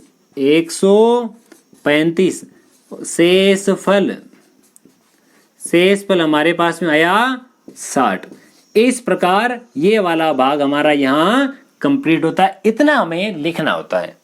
देखिए अक्सर इसी प्रकार के भी प्रश्न आते हैं कि अगर यहाँ जो संशोधित भाज्य आ रहा था हमारे पास 3-4 जगह, यदि संशोधित भाज्य किसी ना किसी प्रकार से अगर हमारे पास जो मुख्य अंक है इस मुख्य अंक से कम आ जाए या फिर ऐसा कहूं कि ऋणात्मक आ जाए तो हमें क्या करना है। जैसे मेरे पास में मुख्य अंक कहीं आ जाता संशोधित भाज्य, जैसे इसमें मुख्य अंक 9 आ रहा था, मेरे पास आ जाता 7, तो अब एक लाइन लिखनी है यहाँ जो संशोधित भाज्य है मुख्य अंक से कम है, इसलिए वो वाला पॉइंट ही हमारे पास नेगलेक्ट हो जाता। जैसे आपने 3 बार भाग लगाया था वो भी कैंसिल हो जाता, आपके पास जो रिमाइंडर बचा है वो रिमाइंडर भी सारा कैंसिल हो जाएगा। इस प्रकार ये हमने अब तक क्या क्या देखा। हमने पहली चीज तो देखी थी वैदिक मैथमेटिक्स से किसी नंबर्स को गुणा करना, उसके बाद में हमने देखा वैदिक मैथमेटिक्स से भाग लगाना। गुणा और भाग हमारा कंप्लीट हो चुका है। अब देखिए इससे हम आगे बढ़ते हैं। इससे आगे जैसे ही बढ़ेंगे तो हमें थोड़ा नॉलेज होना चाहिए किसका, किसी संख्याओं का स्क्वायर किस प्रकार से फाइंड आउट किया जाता है, संख्याओं का वर्ग जो है वो किस प्रकार से निकाला जाता है। वैसे राज्य सरकार ने जो अभी किताबों में संशोधन किया था इस साल, पीछे वाले जो सेशन में थे वो हमारे पास जो किताब थी उसमें हमारे पास जो चैप्टर है वो काफ़ी बड़ा था। इस बार जो है उसको काफ़ी मर्ज किया गया है, उस चैप्टर को काफ़ी छोटा किया गया है। इस छोटे किए जाने के बाद में हमारे पास में जो है स्क्वायर वगैरह है और जो क्यूब है वो सारे हटा दिए गए हैं। फिर भी मैं 1-2 तरीका बता रहा हूँ कि कहीं अगर पूछ भी लिया जाए तो हमें आना जरूरी है। ऐसा नहीं कि हमारे इस एक छोटे से पार्ट की वजह से ये हमारा नंबर चला जाए। एकदम आसान तरीके, कोई दिक्कत वाली बात नहीं है। जबकि जो स्क्वायर और स्क्वायर रूट है वो हमारे इस नए वाले सेशन में, अब की बार जो नई किताबें आ रही है जो गवर्नमेंट स्कूल वगैरह में सारी चल रही है उनमें हमारा ये वाला पार्ट नहीं मिलेगा। तो देखिए मैं किसी भी एक उदाहरण की सहायता से आपको समझाने की कोशिश करूंगा, एक ही बार बताने से आपको आसान भाषा में समझ में आ जाएगा। तो देखिए मैं बात करता हूं वैदिक विधि से स्क्वायर फाइंड करना, वर्ग। अब वर्ग ज्ञात करने के वैसे तो 5 तरीके हैं। कितने तरीके हैं? 5 तरीके।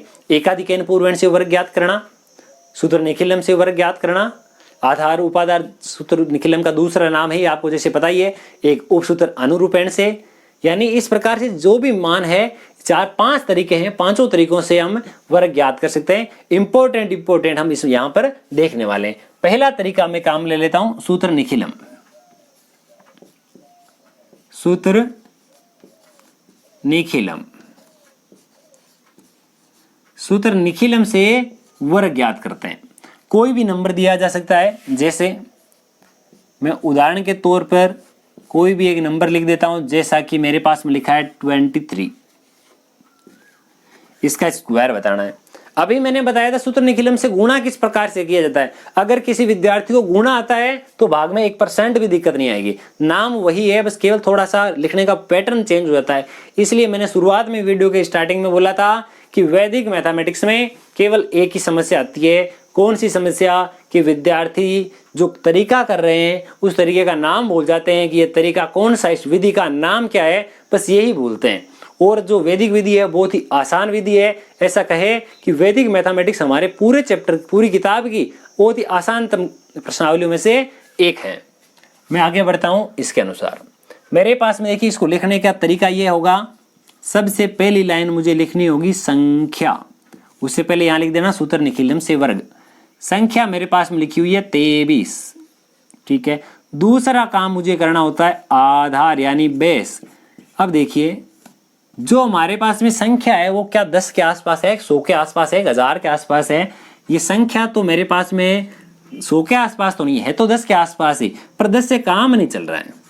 10 से काम नहीं चल रहा है तो मुझे उप आधार भी लेना पड़ेगा, क्योंकि ये वाला जो नंबर है वो 20 के आसपास है, तो मैंने 20 लिख दिया। अगर उपाधार 20 है तो देखिए मुझे लिखना पड़ेगा उप आधार अंक। क्या लिखना पड़ेगा? उप आधार अंक। तो ये यहाँ इसका कितने गुणा है? 2 गुणा है, तो ये मेरे पास आ गया उपाधार अंक भी हो चुका। इतने सारे हो चुके। अब मुझे एक चीज और चाहिए, कौन सी? ये चाहिए मुझे विचलन। इनके बीच में विचलन क्या होता है? संख्या माइनस उपाधार। संख्या मेरे पास में देखिए 23 माइनस उपाधार यानी 20, मेरे पास आ गया 3। अब सूत्र निखिलम से स्क्वायर ज्ञात करते समय एक फॉर्मूला होता है, सूत्रानुसार या सूत्र निखिलम से अगर जब ज्ञात किया जाता है तो ये होता है कि उप आधार अंक गुणा संख्या प्लस विचलन ओब्लिक विचलन का स्क्वायर। ये हमारे पास एक छोटा सा फॉर्मूला होता है, सेम वही मेथड है। देखिए मैं आपको एक बार वापस रिकॉल करके बताता हूं। मैंने क्या बताया था? सूत्र निखिलम से गुणा करते समय 23 को 23 से अगर गुणा किया जा रहा है तो आपको ऐसा लिखना है। ये मैंने लिखा 23 प्लस 3। यहाँ इन दोनों को गुणा करके लिखना है, ये मैंने लिख दिया। यहाँ इन दोनों को किससे गुणा करना है? उपाधार अंक से। यही वाली चीज मैंने है, बस किस में लिखी है? मैथमेटिकल फॉर्म में लिख दी। लिखना क्या क्या तरीकों के नाम लिखें। उपाधार अंक, जैसे कि मेरे पास 2, मैंने वहां पर भी लिखा था, तो यहाँ डायरेक्ट वो वाला तरीका मैंने लिखना है। यहाँ पर डायरेक्ट सूत्र के अनुसार लिखना है। प्लस संख्या प्लस विचलन है, तो संख्या मेरे पास में लिखी हुई है 23 प्लस विचलन कितना है मेरे पास में? देखिए विचलन मेरे पास में 3 ओब्लिक विचलन का स्क्वायर, या आप विचलन 3 को 3 से गुणा करो, या देखिए यहाँ पर भी हम 3 को 3 से गुणा कर रहे थे, यहाँ मैं बोल रहा हूँ विचलन का स्क्वायर कर दो। अरे बात तो सेम ही है। 3 का स्क्वायर हो जाएगा हमारे पास 9, 23 और 3 मेरे पास में हो जाएंगे 26। 26 गुणा मेरे 2 करना है, 26 का दुगुना होता है मेरे पास में कितना? 52, और ये मेरे पास 9 का 9। इस हम पहले से जानते हैं कि 23 का स्क्वायर हो जाए जो कितना होता है? 529, और ये हमारे पास आंसर भी कितना आया? 529। इस प्रकार किसी भी नंबर का हम स्क्वायर फाइंड आउट कर सकते हैं। कौन सी तरीके से? सूत्र निखिलम की सहायता से। अब हम दूसरा तरीका बात करते हैं। दूसरे तरीके से स्क्वायर फाइंड आउट किस प्रकार से किया जाता है। मैं दूसरा तरीका यहाँ काम में लेता हूं। कौन से वाला? एकाधिकेन पूर्वेण से वर्ग ज्ञात करना। दूसरा तरीका है एकाधिकेन पूर्वेण से वर्ग ज्ञात करना। ये दूसरा, और ये है हमारा फर्स्ट। एकाधिकेन पूर्वेण एकदम इजी मेथड है। अगर ये वाला आपको एक बार समझ में आ गया ना तो जिंदगी भर नहीं भूल पाओगे। मैं कोई भी नंबर लिख देता हूं, एकाधिकेन पूर्वेण से हल करते समय हमेशा ध्यान रखना कि आपके पास में जो भी नंबर पूछा जाएगा उस नंबर के लिए इकाई का अंक हमेशा 5 होने वाला है। इकाई का अंक हमेशा कितना होगा? 5। तो देखिए किस प्रकार से हल करेंगे। एकाधिकेन पूर्वेण से जैसे अभी मैंने गुणा करना बताया था, वही मेथड यहां पर है। आपको जैसे इसका स्क्वायर पूछा, यहाँ 5 का स्क्वायर लिख दो, जैसे यहाँ वाला, ये वाला 5 का स्क्वायर, ठीक है। उसके बाद में ये 1 है, तो इस 1 का एकाधिक से गुणा कर दो, यानी उस 1 का 1 के एक अधिक से गुणा कर दो। 1 गुणा 2, 1 का 1 अधिक 2 हो जाएगा, 1 गुणा 2 हमारे पास 2 हो जाएगा, और ये 5 का स्क्वायर हमारे पास 25। ये हमारे पास इसका आंसर होगा, एकदम शॉर्ट एंड स्वीट। देखिए मैं एक बार सीधे बता देता हूं आपको। ये 5 है, 5 का स्क्वायर 25। 2 को एकाधिक से गुणा करना, 2 का एकाधिक होता है 3, 2 गुणा 3 हो जाएगा 6, 625। कोई भी नंबर जैसे आपके पास 75 लिखा है, 5 का स्क्वायर आपके पास 25, और 7 को आपको 8 से गुणा करना है, 7 × 8, 7 × 8 56 होता है, ये लिख दिया 56। ये तो हमारे पास कभी भी पूछा जाए तो ये हमारे पास इस प्रकार से इसका आंसर किया जाएगा, और जो बोर्ड एग्जाम में पूछा जाएगा तो हम इस प्रकार से लिख करके आ जाएंगे। तो हमारा एकाधिकेन पूर्वेण भी यहाँ कंप्लीट होता है। अब हम इससे आगे वाले तरीके की बात करते हैं। जो आगे वाला जो तरीका है उस तरीके का नाम है हमारे पास में औपसूत्र अनुरूपेण। तीसरा तरीका कौन सा है? औपसूत्र अनुरूपेण। उपसूत्र अनुरूपेण से किसी भी एक नंबर का गुणा कर देते हैं, हम स्क्वायर फाइंड आउट कर देते हैं। स्क्वायर के लिए मेरे पास में नंबर जो लिखा है वो नंबर है मेरे पास में 36। देखिए एक बहुत ही अच्छी तरीका बताता हूं आपको इस प्रश्न को हल करने के लिए। आपको ये पता होगा a + b का होल स्क्वायर का फॉर्मूला क्या होता है? पता है? ए प्लस बी के होल स्क्वायर का फॉर्मूला होता है कि ए स्क्वायर 2ab और बी स्क्वायर। अगर यहाँ तो प्लस होता है, यहाँ प्लस है तो यहाँ पर प्लस हो जाएगा, यहाँ माइनस है तो यहाँ पर भी माइनस हो जाएगा। मैं ना तो यहाँ प्लस की बात करता हूँ ना ही मैं माइनस की बात करता हूँ। मुझे पता है फॉर्मूला इस फॉर्म में होता है ए स्क्वायर 2ab बी स्क्वायर। इसी मेथड से हमारा ये वाला प्रश्न हो जाएगा। यहाँ पर पहले वाला अंक मेरे ए का काम करेगा, दूसरे वाला अंक बी का काम करेगा। अगर देखिए यहीं पे आपको एक काम और बता देता हूँ, अगर आपको पूछ लिया जाए कि उपसूत्र अनुरूपेण से घनफल ज्ञात करो, क्यूब पूछ लिया जाए, तो यहाँ क्यूब का फॉर्मूला लगा देना। कैसे? ए प्लस बी का होल क्यूब बराबर A cube 3a square B 3ab square या बी का क्यूब। प्लस माइनस हमें पता ही है वैसे तो, यहाँ पर प्लस माइनस काम है नहीं करना है। यहाँ जो भी है वो इस प्रकार का है, ए का मान हमारे पास में है, बी का मान है, और ये अलग अलग हमारे पास में स्टेप बन जाएंगे और सबको हल करते हैं। देखिए किस प्रकार से ये वाला हल करता हूं मैं। ए स्क्वायर पहले वाला जो है मुझे यहाँ लिखना है ए स्क्वायर यानी 3 का स्क्वायर। दूसरा जो है मुझे यहाँ क्या लिखना है 2ab। तीसरा स्टेप मेरे पास में क्या है इसका स्क्वायर। ये मेरा तरीका है। किताब वाला क्या कहता है, देखिए किताब वाला कहते हैं कि आप इस 3 को 6 से गुणा करते तो है पर 2 से गुणा मत करो। गुणा करने का मतलब है आप इसके स्थान पर ऐसा करो कि आप उसमें 3 गुणा 6 एक बार और लिख दो। 3 गुणा 6 मेरे पास 18 है, 18 में मैं 18 जोड़ूं तो भी वही बात है। और अगर मैं यहाँ इसको डायरेक्ट 2 से गुणा कर रहा हूं तो क्या दिक्कत है, आंसर तो वही आने वाला है। तो ये हमारा एकदम 100% सत्य है। तो देखिए यहाँ से क्या आंसर आता है, ये मेरे पास 3 का स्क्वायर 9 हो जाएगा, यहाँ 6 का स्क्वायर 36 हो जाएगा। 3 गुणा 6 18 गुणा 2 36। अब 36 का 6 हासिल का 3 ये वाला जोड़ देते हैं, 36 और 3 39 हो गए, बच गए और 3, ये 3 इधर जोड़ देते हैं, 9 और 3 11 हो गए, 1196। ये हमारे पास इसका 36 का स्क्वायर आ गया। किसी भी नंबर का स्क्वायर फाइंड आउट कर सकते हैं और इस तरीके से मैं क्यूब फाइंड आउट कर सकता हूं। तो आने वाले टाइम में मैं ये वाला नहीं बताने वाला हूं, ये ध्यान रखिएगा। ए प्लस बी का और क्यूब का फॉर्मूले के अनुसार किसी भी संख्या का उपसूत्र अनुरूपेण की सहायता से क्यूब यानी घनफल भी ज्ञात किया जा सकता है। इस प्रकार हमने जो है स्क्वायर फाइंड आउट करने के लिए भी 3 तरीके देख लिए हैं, सूत्र निखिलम, एकाधिकेन पूर्वेण तथा उपसूत्र अनुरूपेण। इसी के साथ मैंने क्यूब यानी घनफल ज्ञात करने के लिए भी पहला जो तरीका है उपसूत्र अनुरूपेण वो देख लिया है। अब घनफल या घन यानी होता है क्यूब, किसी भी नंबर का क्यूब बता रहे हैं अगर, तो पहला तरीका ये जो अभी मैंने देखा वो तो कंप्लीट है। दूसरा तरीका ये होता है कौन सा, सूत्र निखिलम। सूत्र निखिलम कोई भी नंबर है, तरीका सेम वही रहेगा जो भी हमने स्क्वायर में काम लिया था। सूत्र में एक बार लिख देता हूं, सूत्र क्या होगा इसमें, सूत्र ये हो जाएगा इसके लिए उप आधार अंक, आगे आ जाएगा कोष्टक में मेरे पास में संख्या प्लस 2 गुणा विचलन ओब्लिक, यहाँ हमारे पास में आएगा, ये देखिए यहाँ उपाधार अंक है, उपाधार अंक का स्क्वायर भी आएगा।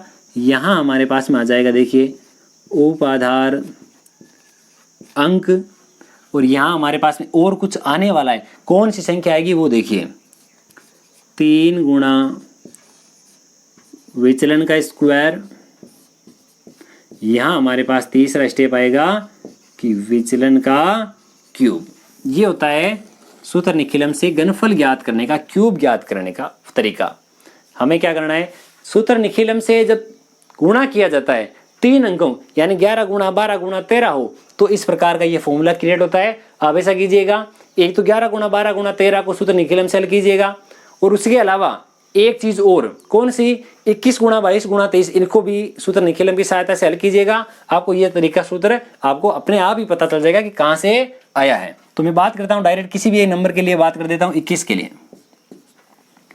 21 मेरे पास में संख्या कितनी है 21, तो यहां लिख देता हूं 21 प्लस 2 गुणा उपाधार मेरे पास में कितना 20, उपाधार अंक कितना 2, तो यहां मेरे पास में आएगा उपाधार अंक 2 का स्क्वायर। विचलन मेरे पास में ओनली 1 है, यहाँ पर ये रहा। दूसरा उपाधार अंक मेरे पास में 2, यहाँ 3 गुणा विचलन का स्क्वायर यानी 1 का स्क्वायर तीसरा स्टेप विचलन का क्यूब आ गया। 2 का स्क्वायर मेरे पास में 4 हो जाएगा और यहाँ पर देखिए 2 गुणा 1 2, 21 और 2 मेरे पास में 23 हो जाएंगे। यहाँ मेरे पास 3 गुणा 2 मेरे पास में 6 हो जाएंगे और आगे एक का एक ही लिखा हुआ है, ये 1 ये 6 और यहाँ इन दोनों का गुणा कर लेते हैं। 3 गुणा 4 ये हो गए 12, बच गया 1, 8 और 1 9। अब सारे ओब्लिक हटा देते हैं क्योंकि एक ही नंबर है, इधर उधर को जोड़ना है नहीं। ये हमारे पास 9261 आ गए। किसका आंसर? इसके लिए 21 का क्यूब होता है 9261। इस प्रकार हमने गुणा करने के तरीके देख लिए हैं, भाग लगाने के तरीके देख लिए हैं, स्क्वायर ज्ञात करने के तरीके देख लिए हैं और क्यूब ज्ञात करने के लिए भी हमने तरीके देख लिए हैं। अब हम बात करते हैं कि जो वैदिक मैथमेटिक्स से जो बीजगणितीय फंक्शंस हैं उनको हम किस प्रकार से सोल्व करते हैं, बीजगणितीय जो सर्व समीकरण होती है उनको किस प्रकार से हल किया जाता है। उनके लिए हमारे पास एक तो सूत्र शून्यम साम्य समुच्चय है और एक सूत्र परावर्तीय योजित। उन दोनों को हम किस प्रकार से हल करेंगे उनके ऊपर बात करते हैं। तो देखिए हम किस प्रकार से हल करेंगे बीजगणितीय आइडेंटिटीज, जो हमारे पास में कौन से तरीका, वैदिक मैथमेटिक्स। अब हम बात करते हैं कि बीजगणितीय जो सर्व समीकरण होती है उनको किस प्रकार से हल किया जाता है। बीजगणितीय समीकरणों को हल करने के लिए हमारे पास जो वैदिक मेथड है उसमें 2 मेथड है। कौन कौन से? एक तो परावर्तीय योजित द्वारा और एक सूत्र शून्यम साम्य समुच्चय द्वारा। पहले मैं हल करता हूं सूत्र परावर्तीय योजित के द्वारा किस प्रकार से बीजगणितीय समीकरणों को हल किया जाता है। तो इसमें पहले वाला शुरू करते हैं। इसमें 4 रूल है, मैं पहले वाले रूल से शुरू करता हूं। पहला रूल हमारे पास क्या है? यदि हमारे पास में समीकरण इस रूप में दी गई हो कि ax प्लस बी बराबर cx प्लस डी, यदि हमारे पास में समीकरण हो कि ax प्लस बी बराबर cx प्लस डी, जैसे मैं साथ ही साथ आपको उदाहरण सहित समझा देता हूं। ऐसा कोई प्रश्न हो कि 2x प्लस 3 बराबर 5x प्लस 7, ऐसा कोई भी प्रश्न आपके पास दिया गया हो जिसमें a b c d के कोई भी मान हो सकते हैं, ठीक है। अगर ऐसा दिया गया हो तो यहाँ से जो x है उसकी वैल्यू हमारे पास आती है d माइनस बी बटे a माइनस सी। ये हमारे पास होता है इसका सॉल्यूशन। अगर हमारे पास में दिया गया हो कि ax प्लस बी बराबर cx प्लस डी है तो ये वाला आंसर आएगा। तो यहाँ से देखिए जब हमारे पास प्रश्न में लिखा गया हो सूत्र परावर्तीय योजित द्वारा इसको हल करो तो सबसे पहला लिखना यदि ax प्लस बी बराबर cx प्लस डी दिया गया हो तो सूत्र अनुसार x बराबर d माइनस बी बटे a माइनस सी, ये वाला फॉर्मूला लिखा। इसके तत्पश्चात हमें लिखना है x बराबर d। d की वैल्यू देखिए हमारे पास में 7 लिखी हुई है, b की वैल्यू हमारे पास में 3 लिखी हुई है, a की वैल्यू हमारे पास 2 है और c की वैल्यू हमारे पास में 5 है। इतना लिख दिया। इतना लिखने के बाद में x की वैल्यू 7 माइनस 3 बराबर 4 आ गया और नीचे आ गया हमारे पास 3, तो इसको मैं लिख देता हूं माइनस के 4 बटे 3। इस प्रकार ये वाला इसका आंसर होता है। अगर हमारे पास कोई भी दिया गया हो, इसकी जगह कोई भी नंबर दिया जा सकता है, किसी प्रकार का संख्या छोटी या बड़ी दी जा सकती है। हमें क्या करना है?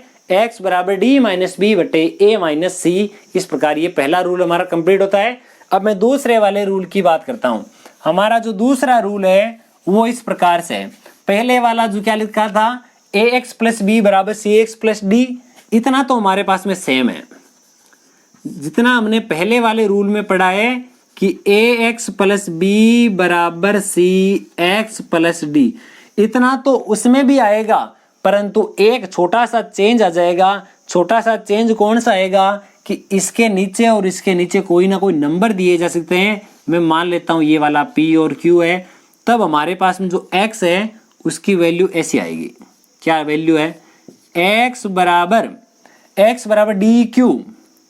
D q minus b p, या p भी लिख दो, कोई वाली दिक्कत वाली बात है नहीं। क्या लिखा मैंने? D q minus b p बट्टे में हमारे पास में आ जाएगा ए क्यू, बट्टे में क्या आ जाएगा? ए क्यू माइनस ये वाला सी पी। आप चाहो तो इसको वज्र गुणा करके सारा इसको प्रूफ भी कर सकते हैं। जब हमने पहला चैप्टर पूरा पढ़ा था उस टाइम में हमने एक एक चीज को प्रूफ करके भी देखा है। अभी हम केवल एग्जाम पॉइंट ऑफ व्यू से बात कर रहे हैं, इसलिए हम केवल और केवल एग्जाम की दृष्टि से जो महत्वपूर्ण क्वेश्चन है उन्हीं पे बात करते हैं।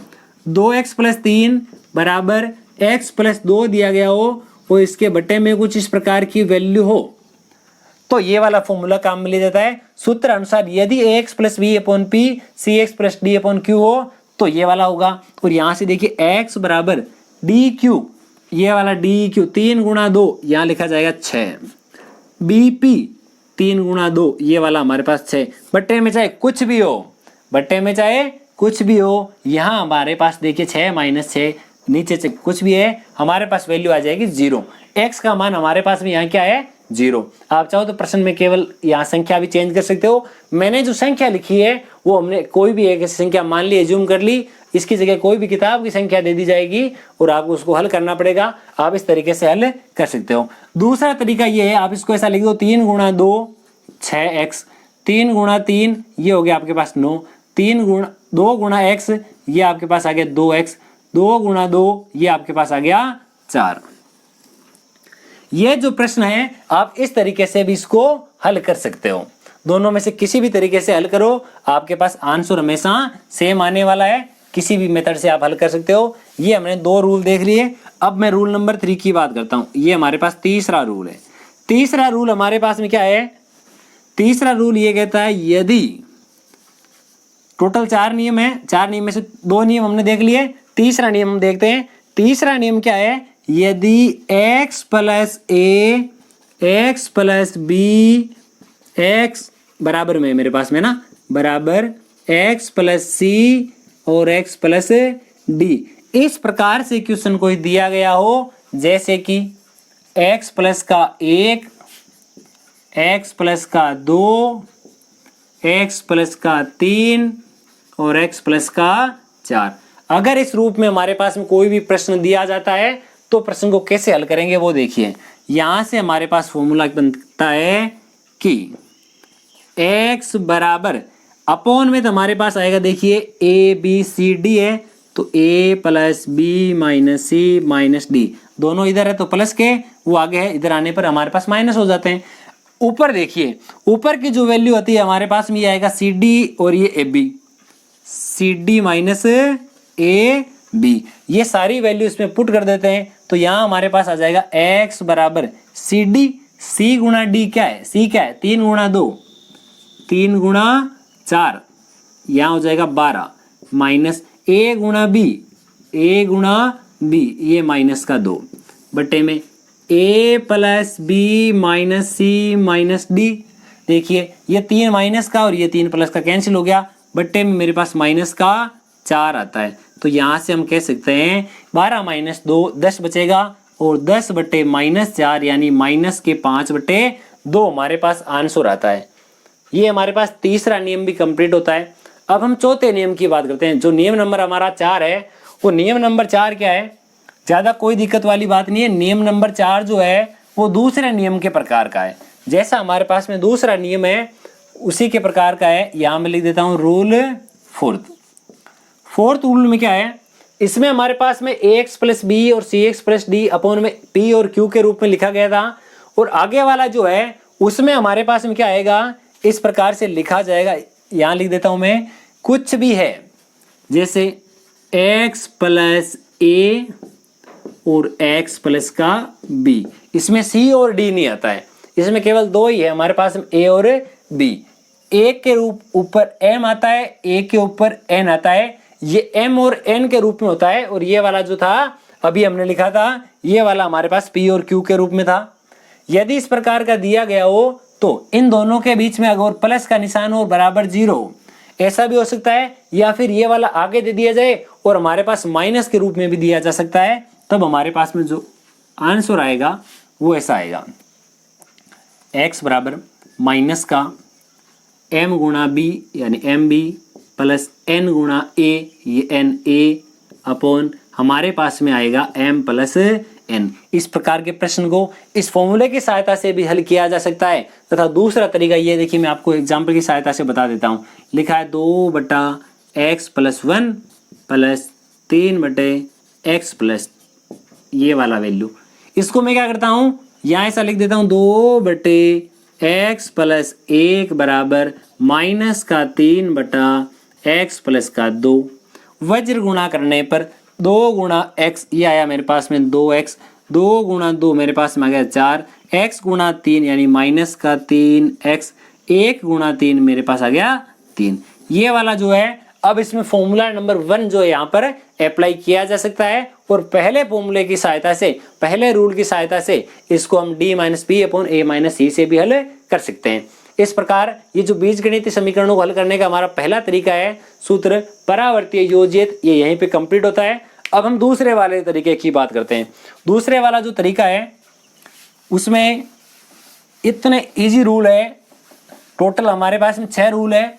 पहला हमारा काम सबसे बड़ा है कि प्रश्न में अप्लाई करने से पहले हमें पता होना चाहिए कि फॉर्मूला क्या है, फॉर्मूले को हमें किस फॉर्म में याद रखना है, वो बात ज़्यादा ज़रूरी है।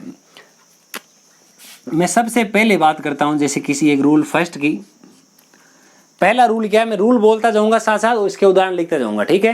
पहला नियम ये कहता है यदि प्रत्येक पद में x दिया गया हो तो x की वैल्यू 0 आएगी। कैसे? हमारे पास में इस प्रकार का अगर उदाहरण दिया गया हो 2x + 3 = 4x + 5x, यदि प्रत्येक पद में x दिया गया हो तो हमारे पास में x = 0 आएगा। और आंसर लिखेंगे किस प्रकार से वो देखिए, प्रश्न आएगा सूत्र शून्यम साम्य समुच्चय से हल करो।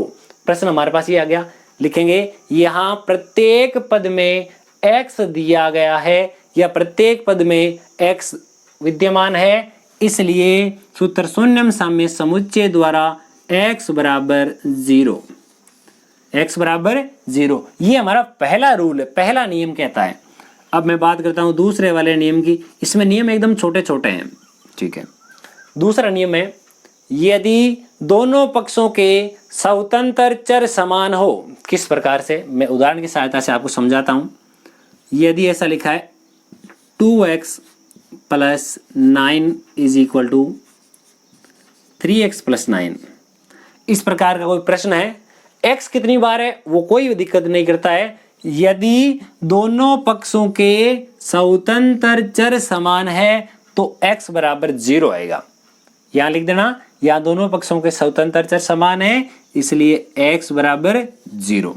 ये प्रश्न ऐसा भी हो सकता है, और अगर इसको मैं ऐसा लिख देता कि 2x + 9 = 3 गुणा x + 3, तो भी बात तो सेम ही है। इसको अंदर गुणा करने के बाद में ये वाला फॉर्म आ रहा है। अगर आपको इसको इस प्रकार से भी दिया जा सकता था कि x + 3 का होल स्क्वायर, तो जैसे आप इसका स्क्वायर करते तो आता तो 9 का 9 ही, तो अब हम क्या कर देते 9 = 9, दोनों पक्षों में स्वतंत्र चर समान है इसलिए x = 0। ये हमारा सेकंड रूल है। अब हम रूल नंबर 3 की बात करते हैं। रूल नंबर 3 क्या कहता है, यदि हमारे पास में वाम पक्ष में यानी लेफ्ट हैंड साइड में 2 पद दिए गए हो, कितने पद हो 2, दोनों का ही हमारे पास में अंश समान हो। क्या बोला, रूल बोलता हूं वापस से समझिएगा।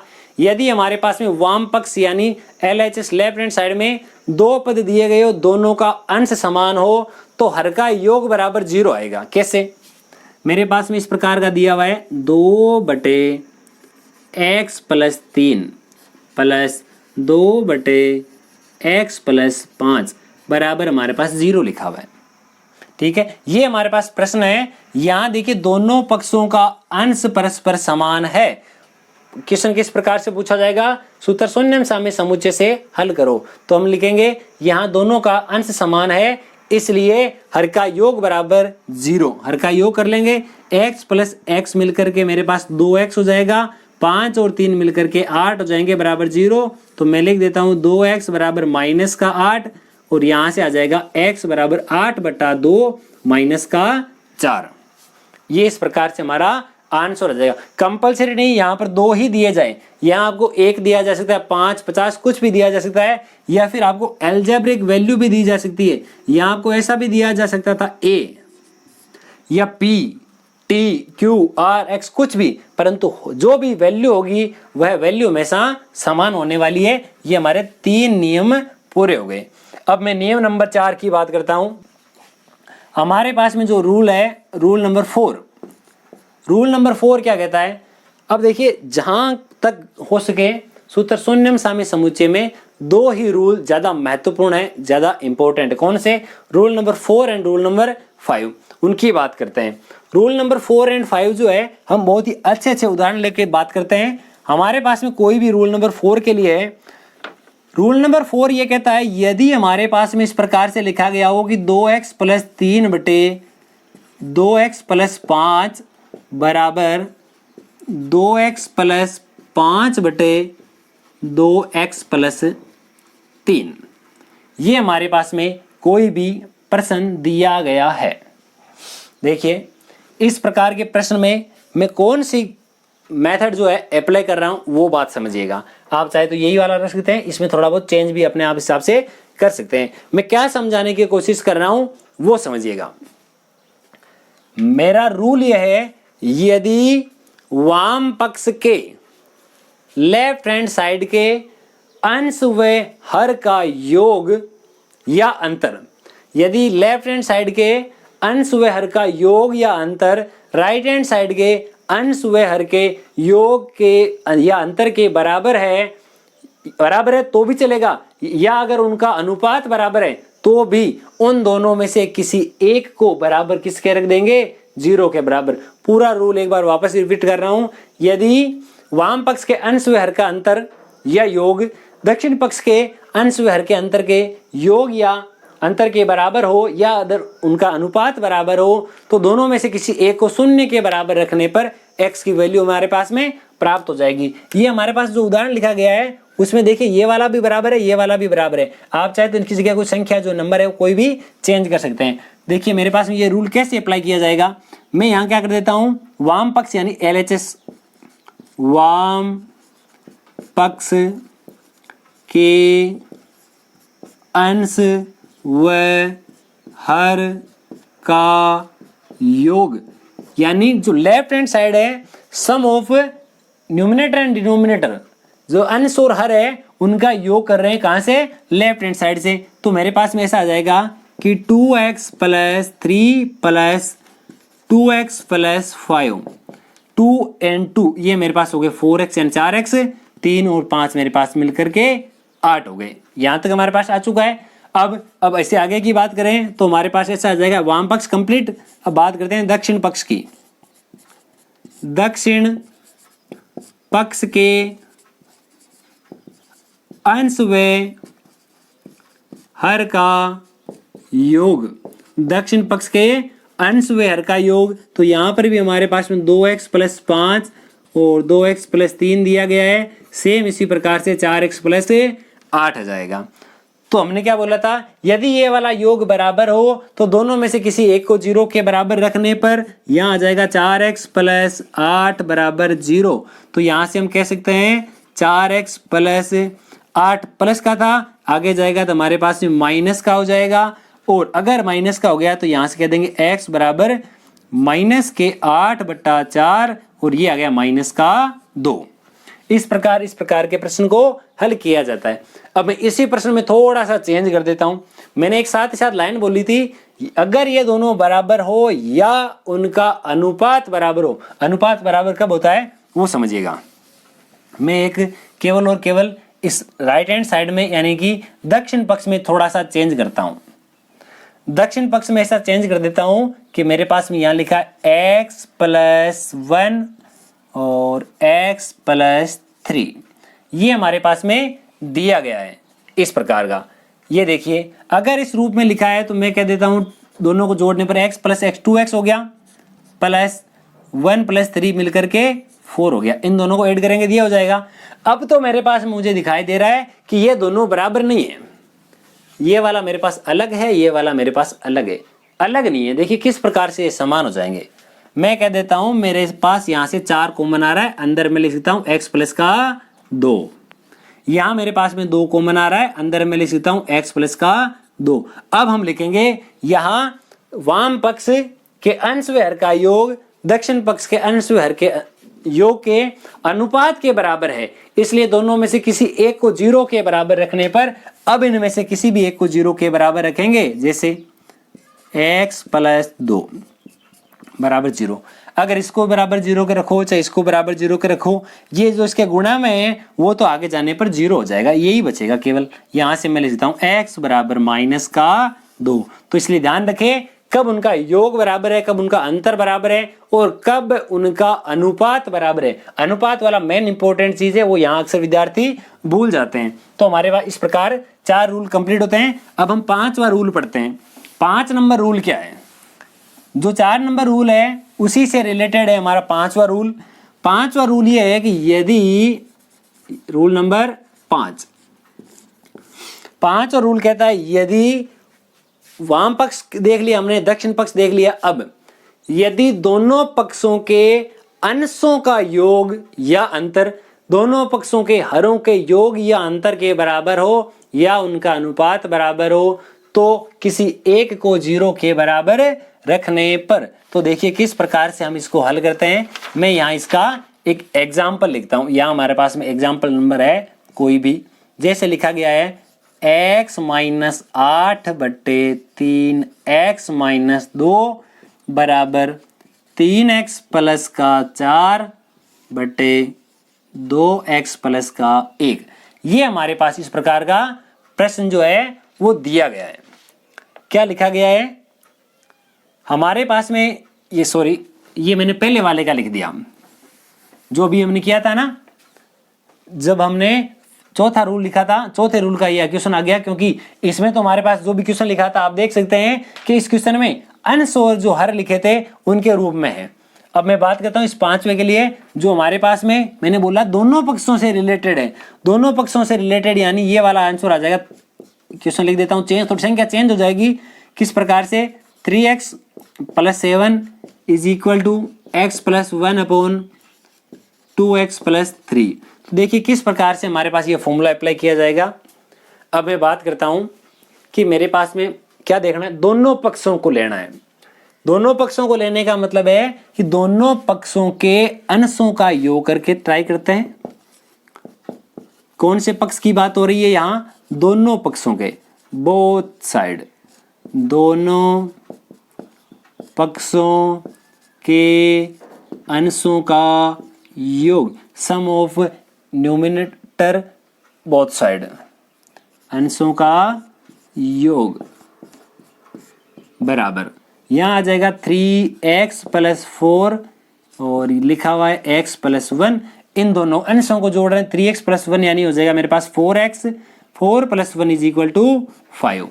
ये हमारे पास वैल्यू आ चुकी है। अब मैं क्या कर देता हूं, अब मैं बात करता हूं कि दोनों पक्षों के